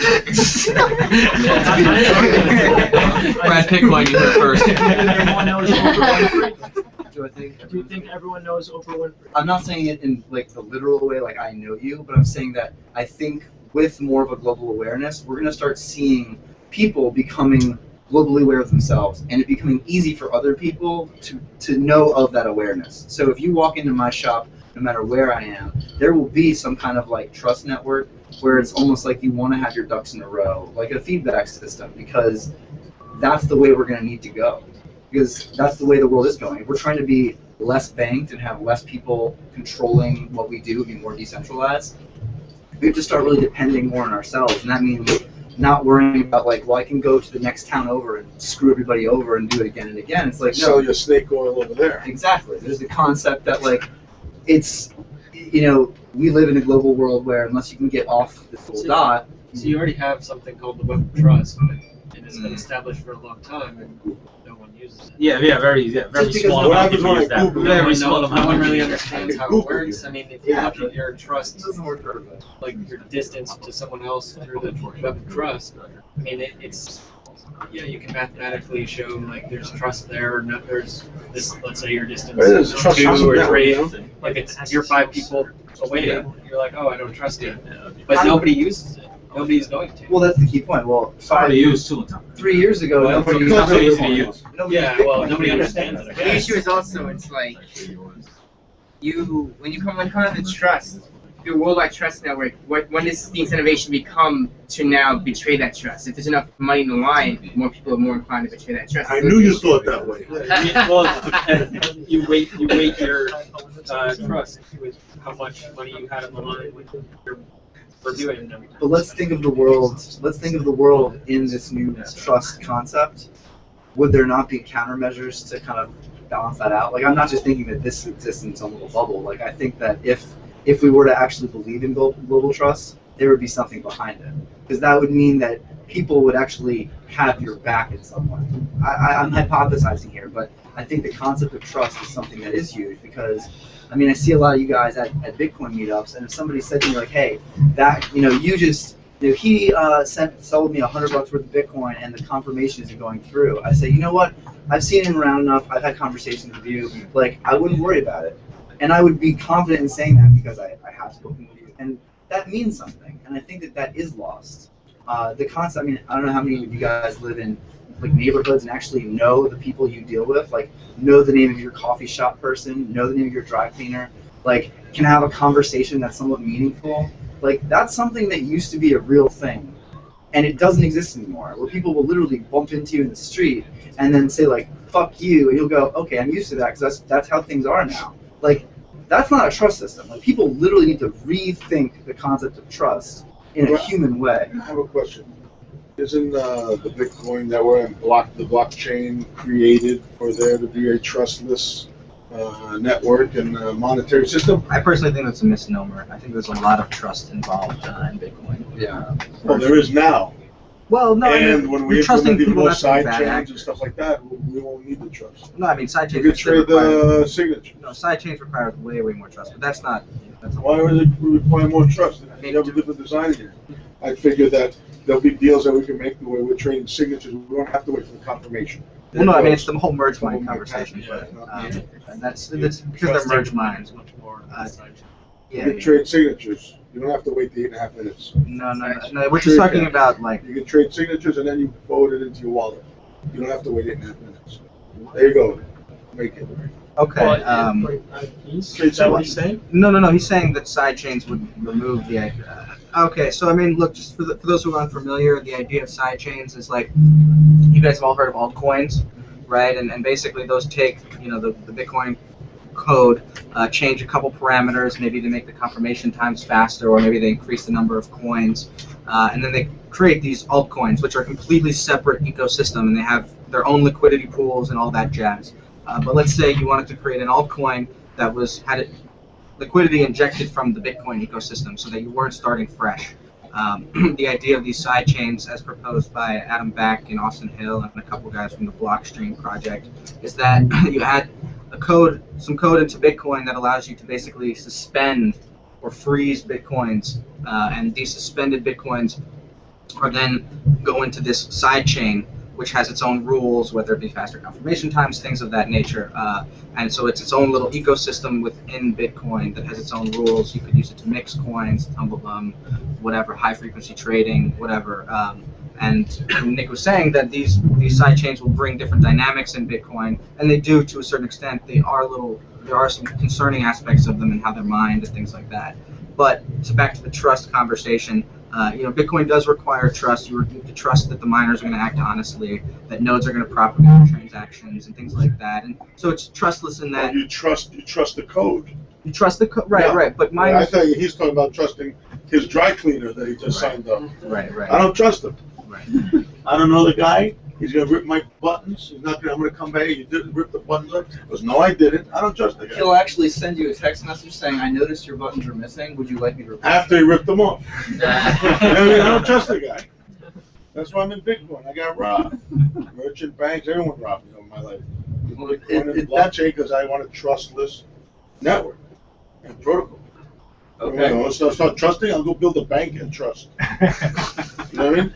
They build a big building. You sit there, look at the big pillars. You trust them to give you life savings. They go. But it is needed. It is needed. So far, it's needed because everyone's brain needs it, not because the system needs it. Your brain needs it. There was a time when banks performed, they still do perform something useful. It used to be that they had they had reserves that made sense. It got to the point now where nothing makes sense anymore. Banks are compliance companies. The product the bank must deliver is compliance to the regulatory apparatus. It's no longer, you don't shop for a bank with the FDIC and all these levels of regulation that weigh down on it. They hardly, at least, need to deliver any differentiation between the banks to consumers besides locations, right? That's why you see like 700 chases in Manhattan, because that's the only differentiation there is now. There's no other differentiation because of why would you research anything into a bank? They're all the same because I have FDIC, like insurance. It's not insurance. It's not how insurance works. It actually is nothing like insurance, but they use the word insurance. Well, you could go to a member of the Federal Reserve Bank, you go to a member bank, and I don't guarantee you that the bank won't go under, because they're actually the miners of the dollar. So what it guarantees is that nominally they'll feed you dollars. It doesn't guarantee anything else than that. Well, I want to respond to that. So Bank of America, TD Bank. TD Bank does not have active fraud prevention. Bank of America does. TD Bank's open late. I mean, those are two deciding factors when choosing a bank, right? Correct? Yeah, but it's definitely minimal compared to the active fraud prevention. So they're not looking at. They catch you by surprise. Other banks have. But when you're dealing with $1 million or something, then that's. No, but as a consumer, I used to get a free as toaster. A consumer, I used to get a free toaster. I don't pay fees. Sorry? I used to bank with Citibank. They kept adding in more and more hidden fees. Kept running into them. And I went someplace else. So they run differently. That's the slight difference. What Austin's saying, that there's a slight difference that you've amplified in your mind because you're not getting the variety that you really need as a human. Think about gustatorially in New York City. Oh my God, it's incredible, right? It's incredible. You can go everything from McDonald's to $1,000 a plate boutique Indian food, everything, right? It's possible under the market equilibrium of what banking would have evolved to. It could be the same variety in financial services, right? And they would have worked themselves up into very advanced products that will deliver to your niche. But it's very difficult when I know I'm sure everybody here knows half the room in any one of these offices in any of these banks is all lawyers. It's lawyers. That's it. That's all they have. This is a company that hires lawyers to comply with the regulatory apparatus, and on the other side, another 10% is lobbyists. That's what banks are now, right? They probably would be something different, but they're not. That's what they get you on. They get you on like we're open to 8 p.m. Like, oh my God, they're open to 8 p.m. Right? They would all be open 24 hours possibly. Who knows? Okay, so what's the moral of that conversation? I don't know. Bitcoin is like so much better than a bank, and you know what? I think I heard somebody else say this, but it's true. People say like with Bitcoin, I think it's like people don't say it as much anymore, but a year or 2 years ago they would say be your own bank. You're not your own bank. You're something so much better than a bank. You're everything good about a bank minus everything bad about a bank, plus potentially so much, and even right now so much more than a bank. It's banking, not even 2.0. It needs a new word, which I guess maybe exists, but beyond. Banking flex. Far beyond. Okay, well I think that. Do anybody else want to say anything about banks, or can we kind of we good on that? What I don't get with the banks and even like Mt. Gox is, what's if he had a bank, which I think it's likely that Bitcoin there will be banks, and any financial thing that happens now, there will probably be a Bitcoin version. What prevents somebody, if they have access to the main key of the main vault or whatever, of transferring it to their own private? I'll never give anyone my main key with anything more than I expect to lose. Yeah, but like if you have a bank, like what's preventing another Mt. Gox? Like that's a big deal. Like if you're in the trust business and you trust your local cleaner and your local baker, you might trust your local Mt. Gox 2.0 and give them your damn private key like an idiot. And then it's going to happen again. There is nothing necessarily preventing that. You know, all these companies, they can do multi-sig and things like that. But if you're using their web app, you know, they can always inject malicious code that grabs your end of the private key or whatever. And I think that's, you know, at this level, especially with, you know, things that you can't charge back, be it Bitcoin, I think we're going to need to build infrastructure around this, like, you know, auditing and multiple audits monthly, like, you know, lots of, you can't just have, you know, Joe Blow starting up a Bitcoin wallet and then, you know, your money gets lost. Whose fault is it at that point? I think what we need to look at is that people need to start investigating their choices more thoroughly, and there's always going to be that element of trust. Someone says. Or you can insure it in fiat. You're not going to be able to insure it in Bitcoin because if they get hacked, maybe they lose their insurance. Or you could insure it in precious metals. Or something like that. Or I think all the rules. Fiat, like he said, can just be printed. So they, I think the best protection against that is that always put on trusted parties what you can afford to lose. Everything else, keep it in your Bitcoin. Everything else, keep on your Bitcoin wallet. But it's going to be a big thing. Yeah, Bitcoin's going to be a whole thing. Like, that's not going to... I can keep a lot of money in. Well, that's why it's big. It's big because it's actually yours. When I go put my money in the bank, you know what happened to me last year? I got hit with a jet ski in 1994. Some doctor sent me a bill for, I don't remember how much, $18,000. I was in the hospital for a year. There was a doctor I never met. So this guy kept sending me a bill, and then he sold his debt, and blah, blah, blah. 2 years ago, one of my accounts gets wiped out for $25,000 from this fucking doctor I never met, right? So I'm like, well, I didn't control my money, right? It's not my money. Money has a certain rule to it. Believe it or not, if you don't control it, it's not yours. If you lent your money to someone, or you lent your money to the bank, it's their money till they give it back to you. It's more than that, because so that's the reality. So Bitcoin, you have the private key, and the one rule of money I've learned in my life, going through hundreds of businesses and thousands of employees, is if it's not my money, if I don't have it, it's not my money. So if it's in the bank, it's not my money. But you it's could their keep money. it. They can do whatever they want. Under the mattress, it's not your money, right? Because it deflates. Because exactly, and you don't know. Obama right? prints 19 trillion more. There's 13 guys at a table somewhere deciding that monetary policy, and 2 weeks later they can decide something different, completely arbitrarily. And what can you do? You can't do it. Well, no, you made. I'm sorry, I don't know your name. Yeah. Ken, you made a good point. I mean, look, at some point, you know, if Bitcoin gets to the point where everyone knows about it, and you know, you could get robbed. I mean, you can't keep all your.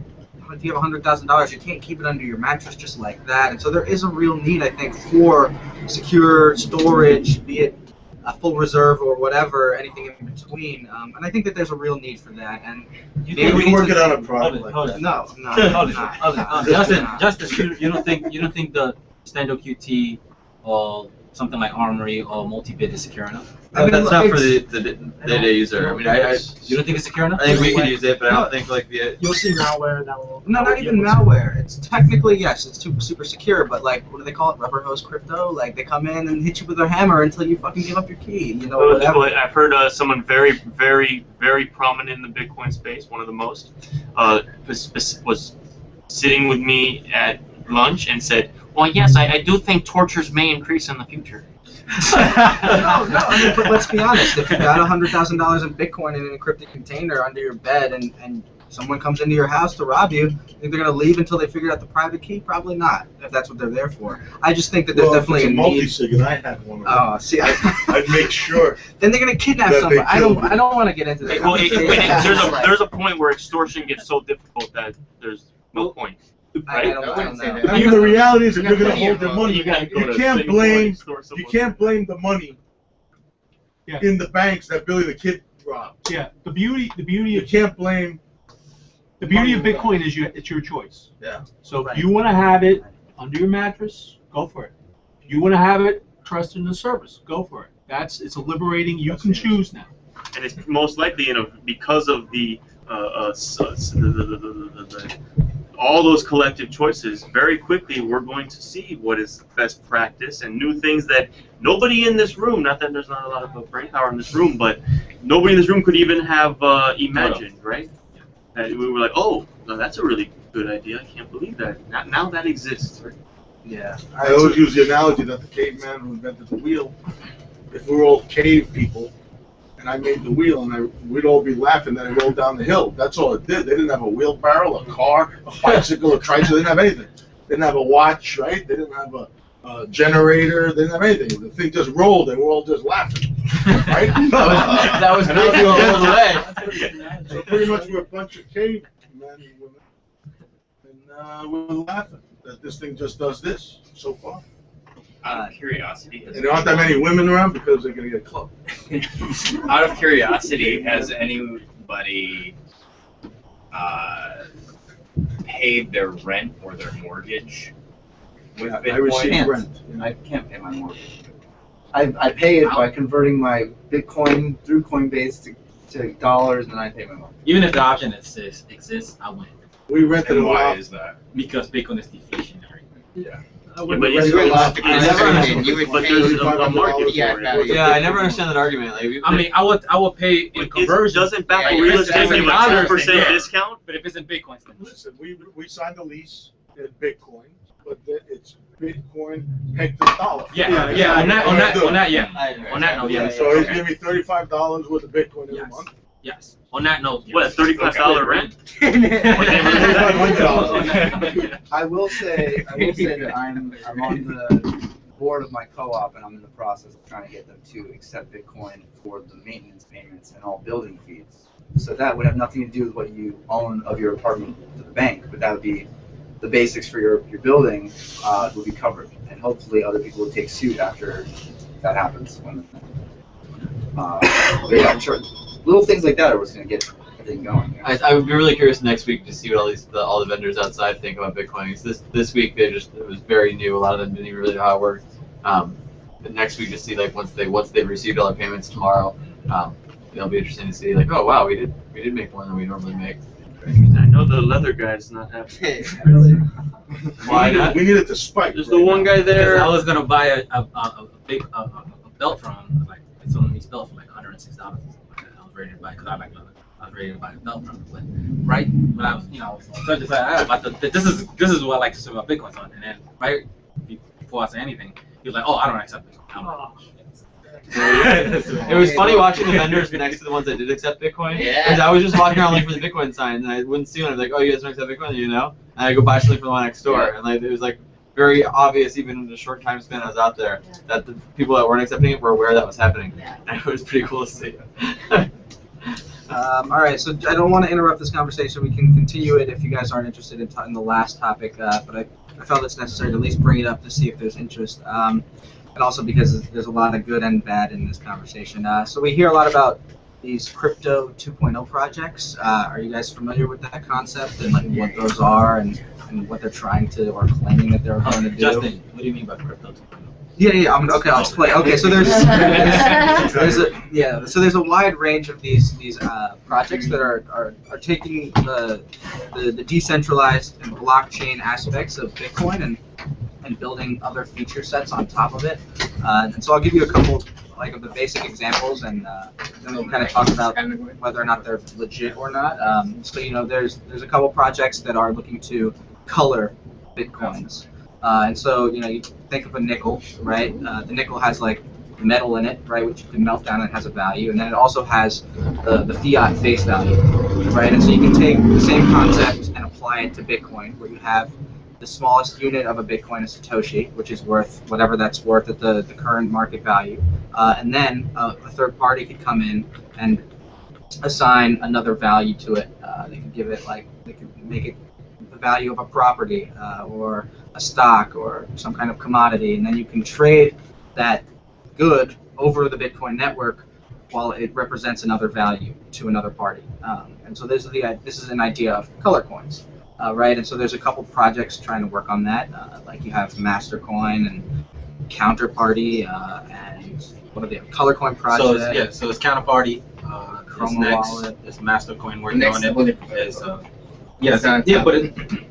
But eventually they can tie it in. Mastercoin and Colorcoin, and I believe Open Transactions. Yeah, OT as well. And so, I mean, how many of you guys have heard of these? How many of you are completely new? Like, completely new, raise your hand. Completely new, raise your hand. Okay, cool. All right. So, I mean, there's a lot of stuff going on in the color coin space. We'll do that, then we'll go to smart contracts or whatever. And so, if you're interested in these things, the first thing that I will want to say is please be careful. There's a lot of promises being made. You know, all these 2.0 projects are going to cure cancer and solve all the world problems. No. I don't. Ethereum? Yeah, Ethereum. We'll get to that in a couple minutes.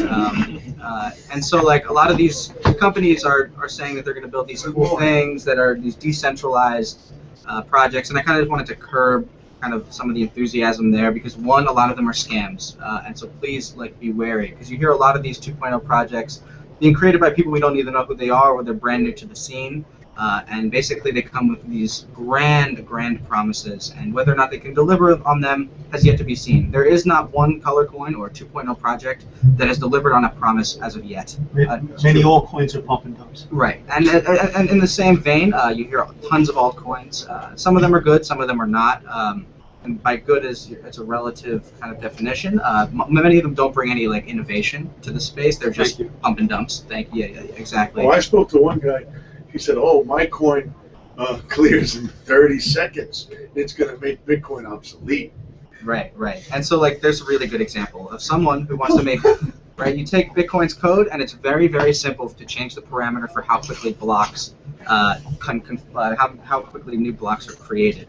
But there are, like, the reason that Satoshi created the confirmation times that he did were very clear. It's because the probability gets near zero as you have 6 confirmations with these 10-minute confirmation times. And if you reduce the confirmation times, the ability for a malicious actor to double spend is much easier because there's all these orphan blocks, etc., etc. So if you're going to invest in an altcoin, be wary. It's not just so simple as changing a parameter. Same goes for these color coins. You know, take Mastercoin for example. They basically want to take a transaction and embed extra data in it to represent whatever that asset value is. Problem is that, you know, Bitcoin is in beta and it's constantly changing. Features are being removed, being added, and a lot of the features that these color coin things that are using to embed data in the blockchain, they get taken out. They might get taken out because there's this whole conversation about whether or not people should be able to embed extra data into the blockchain. Is that what it's for? Is it just for Bitcoin? Is it for whatever you want it? Should you be putting movies and pictures and whatever else in it? And that's like a philosophical question I thought maybe we might want to talk about. Like, should you be able to embed whatever you want in this public ledger, or should you go create your own new ledger? And you know, what are anybody want to like? I think yes, because it allows. Yeah. I think yes because it allows new applications like smart property to come into place. Right.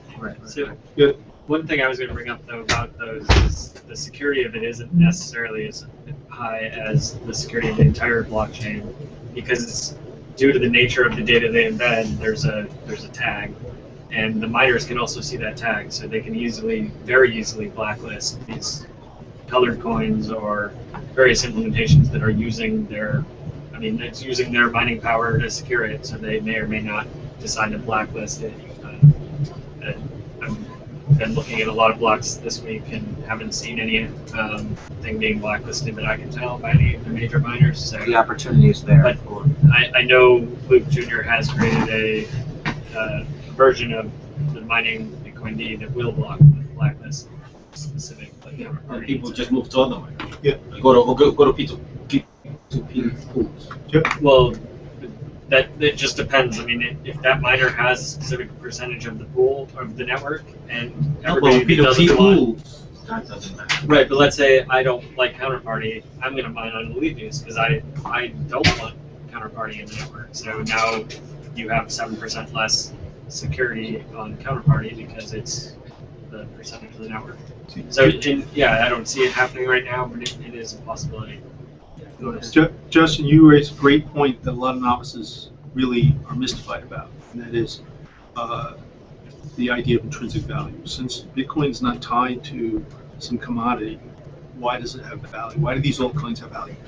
And the answer, which is not being well put forward to the novices, is because a altcoin's price is reflected in 2 things. One is the innovation and reliability of the development team behind it, and the second is its adoption by a community. So if you have both those things, the development team is innovative and reliable, you can count on these guys, and Gavin is an example of somebody who's like that, and you have people who believe in it and are going to use it, the user space, then it's got value.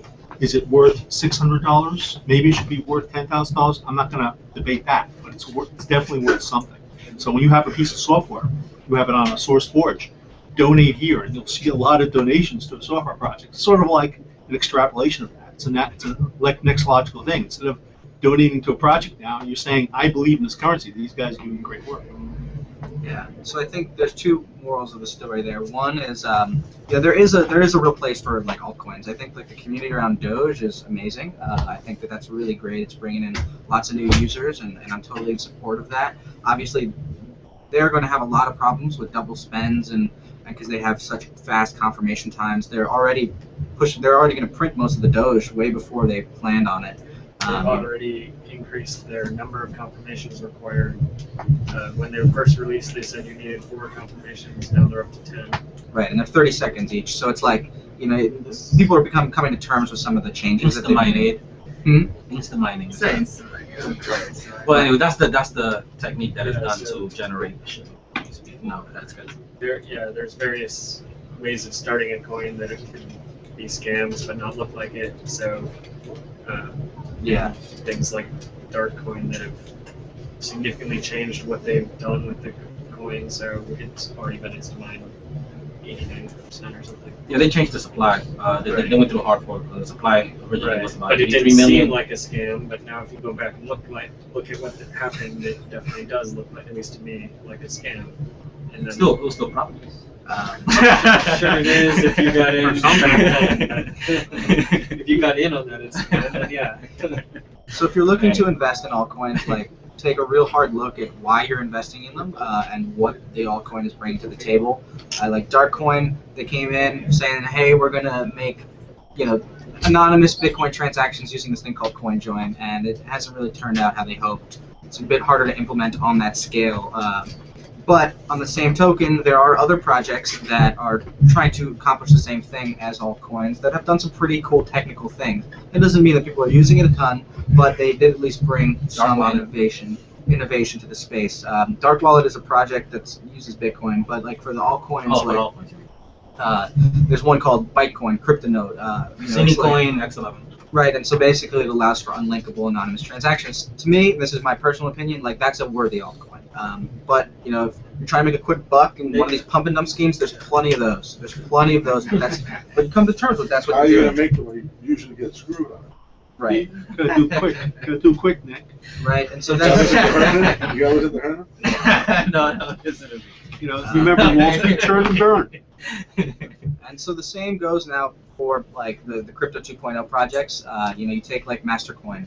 This guy, J.R. Willett, he basically said, hey, here's an address. If you send Bitcoin here, I'm going to issue these Mastercoins, which will then later at some future date be colorable, and you can use them to trade other assets and things on top of Bitcoin.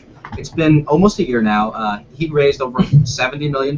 Nothing's there. There's nothing there to do. They have some decentralized exchange, which will never really work. I don't know. Have you tried to wallet out? It's like it's a joke. Okay, it's and so you get. You just installed a new tool.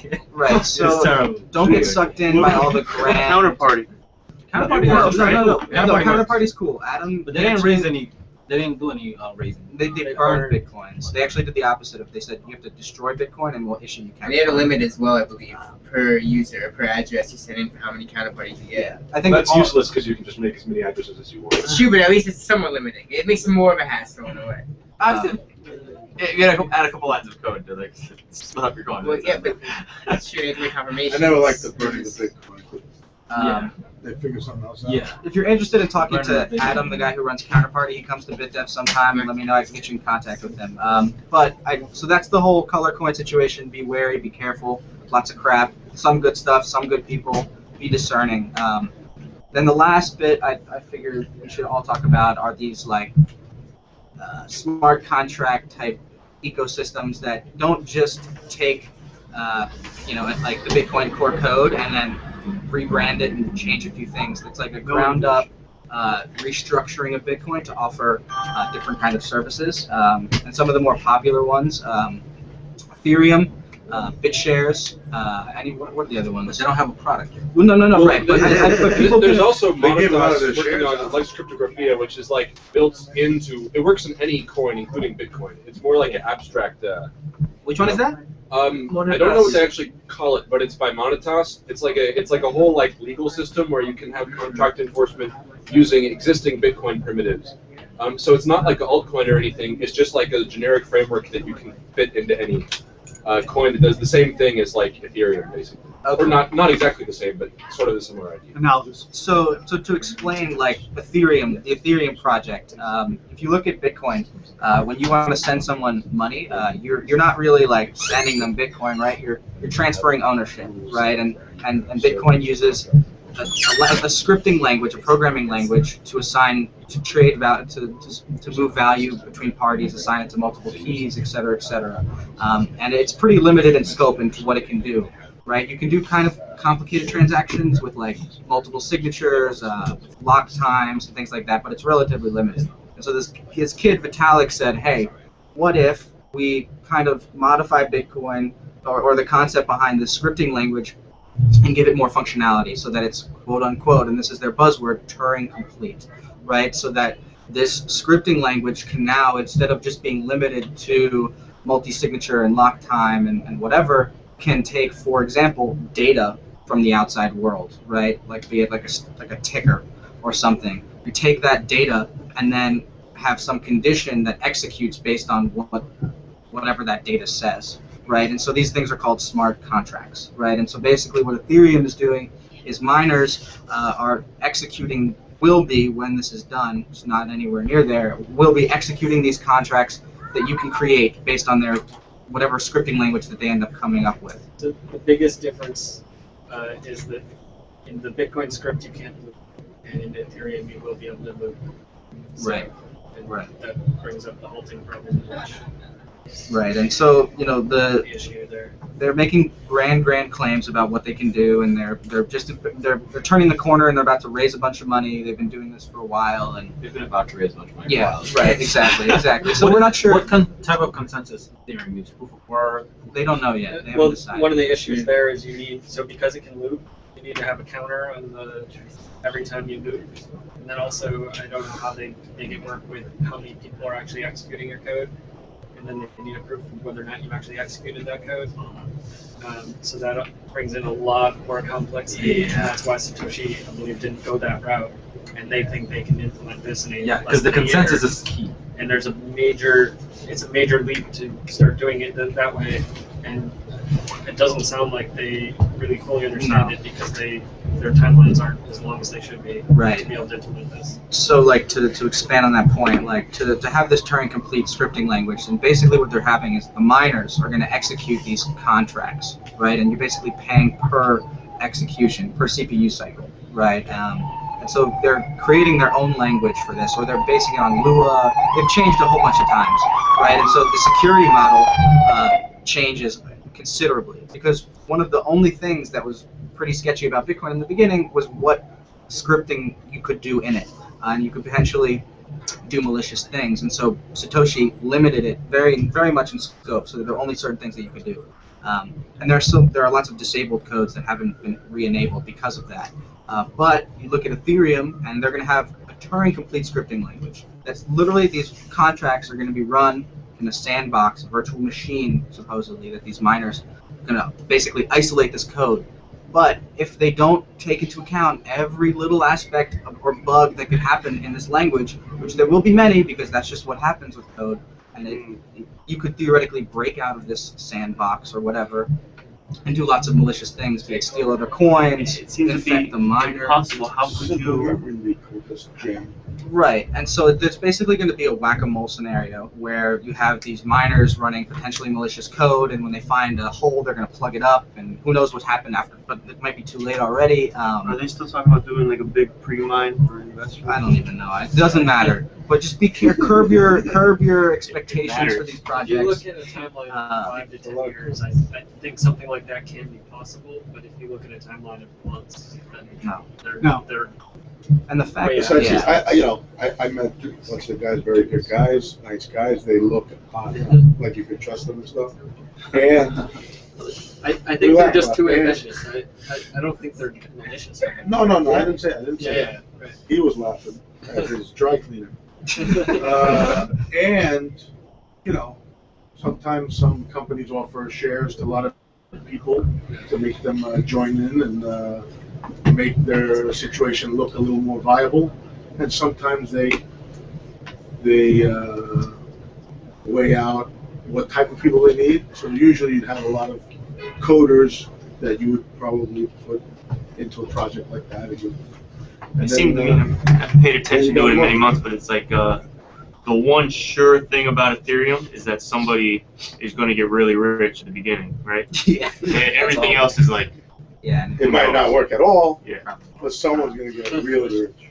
Is there any other any new projects implementing this crypto 2.0 stuff that I'm excited. other than Counterparty and that already out there right now is Counterparty Coin Prism with the Color Wallet with the Color Coin Wallet and Next with their decentralized exchange stuff. So it's those three right now. Is there another one? Crypto note. I thought that was just like the bank signatures. Well, it's definitely not based on Bitcoin. It's redone in their own way. I mean, well, you could do like decentralized. Monero. I mean, but it uses a completely different code to do it. But it's not a 2.0. It's not like a color. Yeah, but it is an advancement. Is it? It is. Crypto note based crypto note. There's like several of them now, but they're not based on Bitcoin. that's like a separate type of protocol from the ground up. Right, so it's got ring signatures. So similar to Next. Bitcoin and Bitmonero are the two ones. Bitcoin and Bitmonero. Something wrong with Byte. I think Bitcoin's been around too long. Bitcoin? I thought Bitcoin was a one-to-one clone of Bitcoin. No, there's two Bitcoins.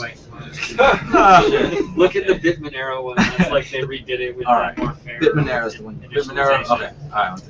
Andrew Miller's coin? And the what? Sorry? Andrew Miller's Parma coin or something? Oh, that's that's actually pretty cool. The idea is it's not its own separate coin really. It's just a white paper, unfortunately. I think they're working on it a little more. But I think the idea is that they want to do something useful with Bitcoin's proof of work. I don't remember the exact details of it, but I think it's not creating another coin. It's retrievability. I mean, proof of POR instead of right. proof of work. Right. So you want to store something. Yes. Right. Okay. I was wondering anybody's implementing it, and it's just a paper. So the problem with schemes like that is that as of now, we don't have any cryptographic primitives that actually allow distributed consensus on how much data someone is storing or how much data someone is transporting. What we can do right now is we can have one person prove to another person that they are storing this other person's data or they're transporting this other person's data. But we don't have a way as of yet to do this in any sort of distributed mechanism that can't be cheated. So be very skeptical of any coins that claim to be based on, proof of bandwidth or proof of storage or something, because the primitives simply do not exist right now. Right. So they're basically just blowing smoke. Same for MadeSafe and StoreJ and all these guys. So the Torcoin? Yeah, Torcoin. Basically, they're like, oh, look at this awesome idea we have. All you need is a proof of bandwidth primitive, which is like the single hardest part of the entire. Well, somebody will figure it out. Maybe it might not be possible. Yeah, We'll make money based on trading it until then. That would be like surely we could speculate on it until it's invented, right? Yeah, we have a million cryptographers in the world. Not. Is bandwidth going to get cheaper, faster than this guy can sort of? Yeah, well, it was the whole incentivizing Tor nodes, which there's not enough of. Same goes for Bitcoin nodes. If you guys are interested in helping out the Bitcoin network, but you don't know how to code, there's lots of ways you can help. The easiest way is if you've got like an extra computer sitting around, is to download the reference implementation of Bitcoin, Bitcoin QT. You can get it on bitcoin.org. Fire it up and just let it run on your computer. It's Does take a significant amount of space on your hard drive? It will take 14 days. It's not a significant amount of space in 2014. No. My Well, SSD it is. well, yeah, no. So You your own computer. So basically, what you're doing when you're running a node is you're basically acting as a relay of transactions for the rest of the At the network. same time, though, most people on your desktop aren't going to be connected to a public IP anyway, so it's not going to actually help you. That's fair enough. All right, forget that. Whatever, I tried. I tried. If you know how to run, behind a public IP, then you aren't actually allowing anybody to connect into your node. You're only Why they connecting make out, money. so you're only actually hurting the network. Even if you forward the port and all that? You'd have to do that. Right. Well, I think right. if you It make takes a lot more than just setting them up. if you Well, I was make an gonna get outgoing there. connection, you can still relay transactions to the person who you made an outgoing Each connection. side. So you're actually helping the people who you've directly connected. So it's still doing something. Look, so if you guys know how, like basic networking, if you guys know basic networking, you can fire up this QT, and it's going to download the blockchain. You can actually download the blockchain faster if you're interested in hearing about that. You can talk to me after. And basically, you're participating in network as a node, and it helps the robustness of the network. We need more nodes relaying transactions. Look, you're not going to get paid for doing it, but it is like a good thing for the network, and it does use a bunch of bandwidth, like gigabytes a day.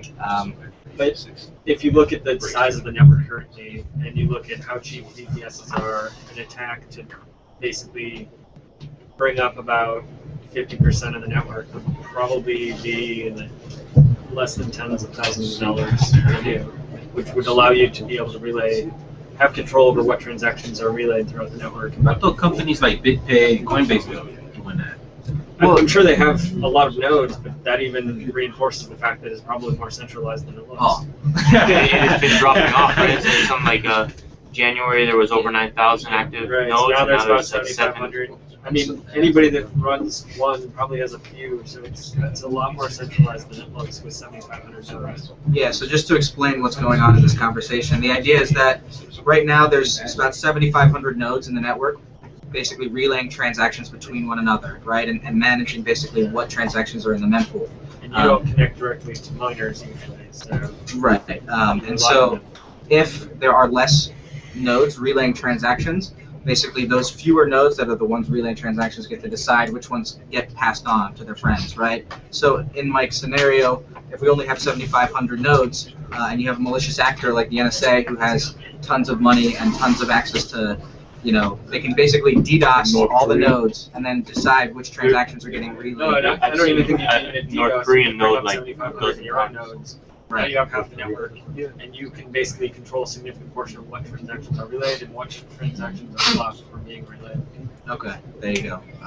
And so yeah, there's lots you can do. You can test the software, find bugs. It's open source, so the whole idea is to give back, give and take. And so if you can help out, please do. There's always room. People donate to the people putting a node in space. Yeah, exactly. Jeff Garsik's putting the node in space. I mean, we're almost done. Is there any last?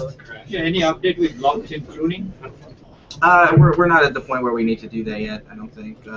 But There are some implementations where they do it, but it's kind of on top of Bitcoin. No, in Bitcoin. And that's about stripping like the extra data from the blockchain that's not needed, so they can limit the amount of storage usage. I think Bitcoin is Bitcoin or whatever their thing is probably does it. Electrum does it. There's a few other ones that perhaps something. I hate getting rid of You mean you're talking about SPVs? Well, it provides the trees for the SPVs. Simplified payment verification. Yeah. Yeah, But if you provide a tree and you bring the spend output, So maybe they don't know. the data down. Somebody here doesn't know. The simplified payment verification is basically you connect to somebody who has a full copy of the blockchain and use their copy instead of using You a can copy verify. that's local. You can verify any of the transactions or data based on just the headers, which is a lot less data. I think right now it's around 30 megabytes. You rely on someone else's copy to. But they can't fake it. Yeah. They can't change the data. You're able to detect if they've screwed with the transactions and added fake ones. Right. And is that because you connect to multiple? No, it's because you actually have a local You're copy of verifying the that. hashes. And you're verifying that they use the proper difficulty to mine those hashes. I never did that. Cool. Does anyone else want to comment on that, or? And Some of the there's been some discussion lately about having an option to instead of having the entire blockchain locally, just have like a little bit of it, so you can have however much storage you want, and then just have some like random blocks or whatever. So if you only have like a gigabyte you want to use, you can just store gigabyte worth of blocks. That's relevant to what's in your wallet. Yeah, or just like just random, and then whenever someone asks, they can be like, hey, does anyone have these blocks? And you can be like, yeah, and then it's kind of implementing like the BitTorrent idea. yeah, exactly. With all the data.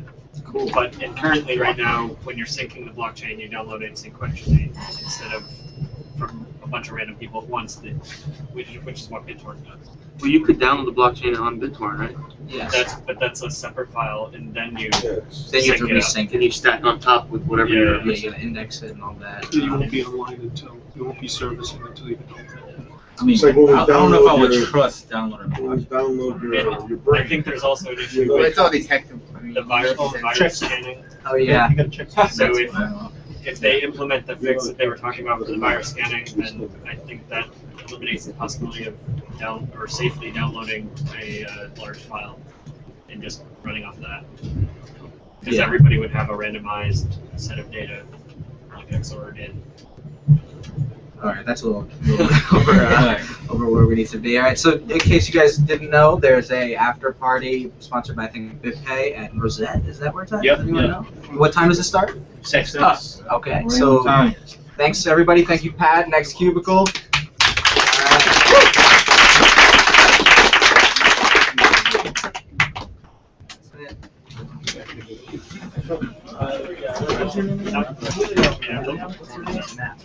So Holiday Inn, what the fuck?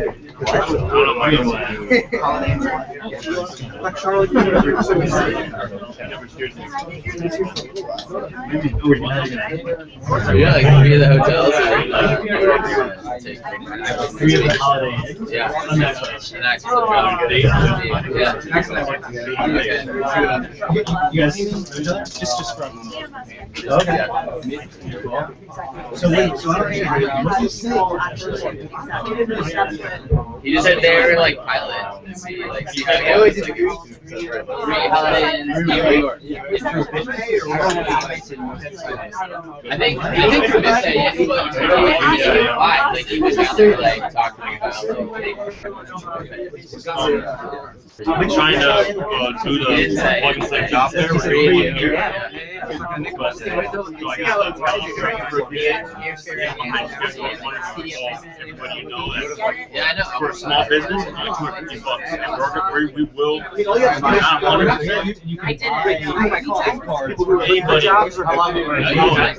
Both businesses.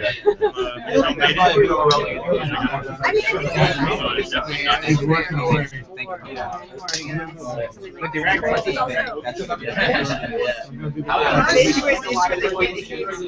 it's only going to stay in the I think if you go to Rosette.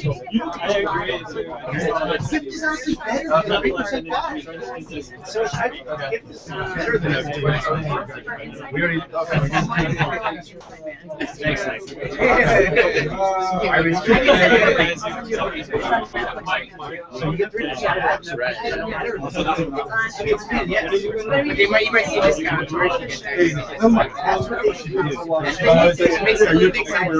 Yeah, I know. I was like basically.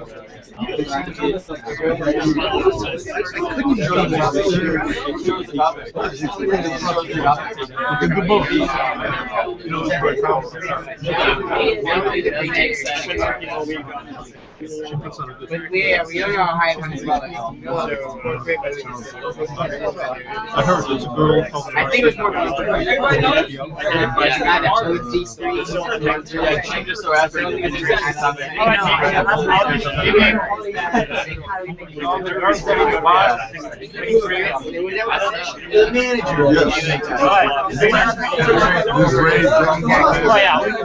Yeah, we met at and by the way, I want to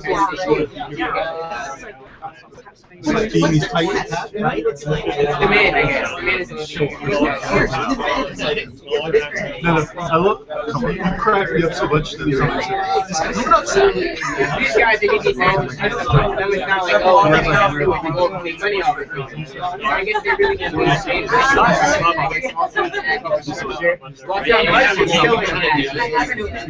I'm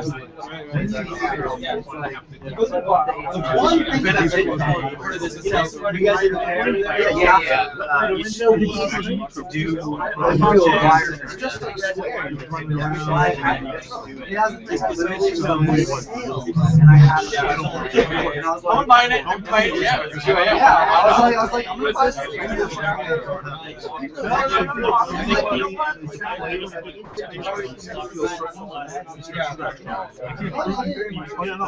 But I think he's stressful. Exactly.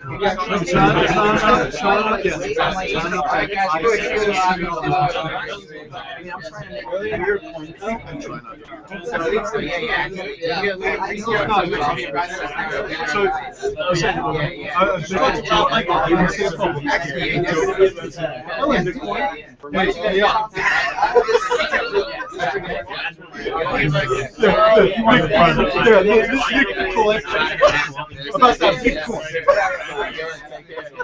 That's funny. It was his age going to Oh, yeah. He's gonna go visit a friend in Jersey.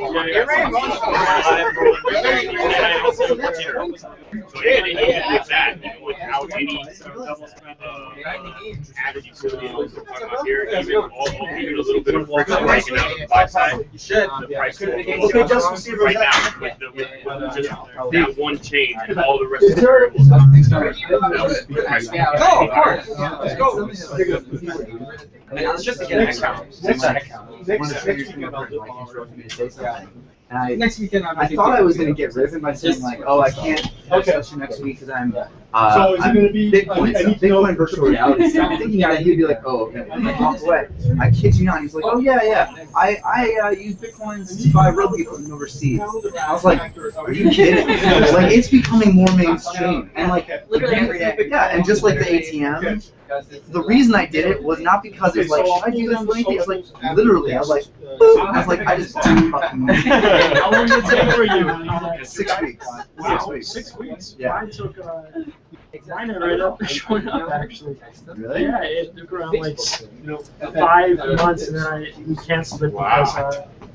Yeah, are you using Skyhook? Yeah, Skyhook. Got Skyhook and a week. Really pissed off. I got 2 of them. Hey.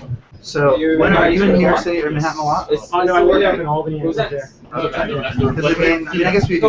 Yeah, I'm leaving up to Hoboken to work there, so part of my expansion. Yeah, we gotta kick everybody out. So we gotta go. Okay, let's go. We gotta go. Let's go. I just want to chat with you. Let's all chat. Yeah, let's not do the bar. I really appreciate it. Yeah, because like I'm seriously tempted to go to Times Square and just run this thing. I mean, if you can do it, well, if you can do it in person, yeah, you probably would be able to. Yeah. I'd probably contact a lawyer. I had to hire Marco. Okay, so yeah, that's the thing. Like, I want to pay him to do the full gamut, but in order to do that, he wants $20,000. Oh my God. Yeah, how much do you want? You guys have to bring back your stuff. You guys can leave your stuff here if you want to pick it up later. You're trying to get the coins, aren't you? You saw that? Yeah, I go. No, come on, get big stuff.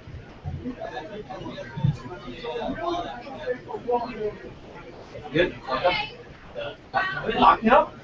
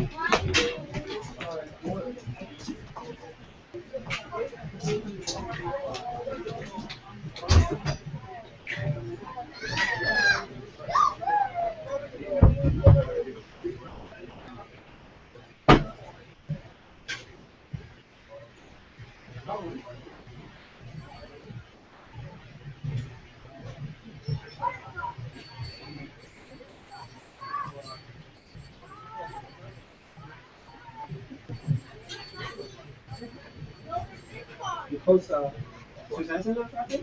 Yes. What's in the box? What kind of food? I don't know. It's locked, right? It's not locked. Is it? Window, right? I pushed it to the left? Yeah.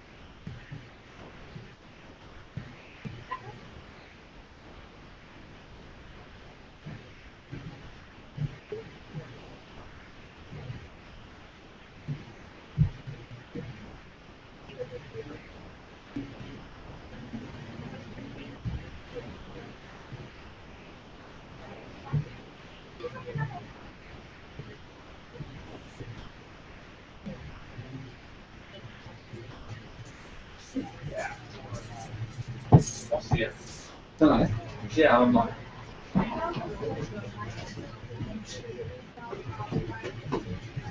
It's not into Bitcoin. It's not a Bitcoin price. It's just that bar, you know. Anyway, it's still like broadcasting. It's about Bitcoin.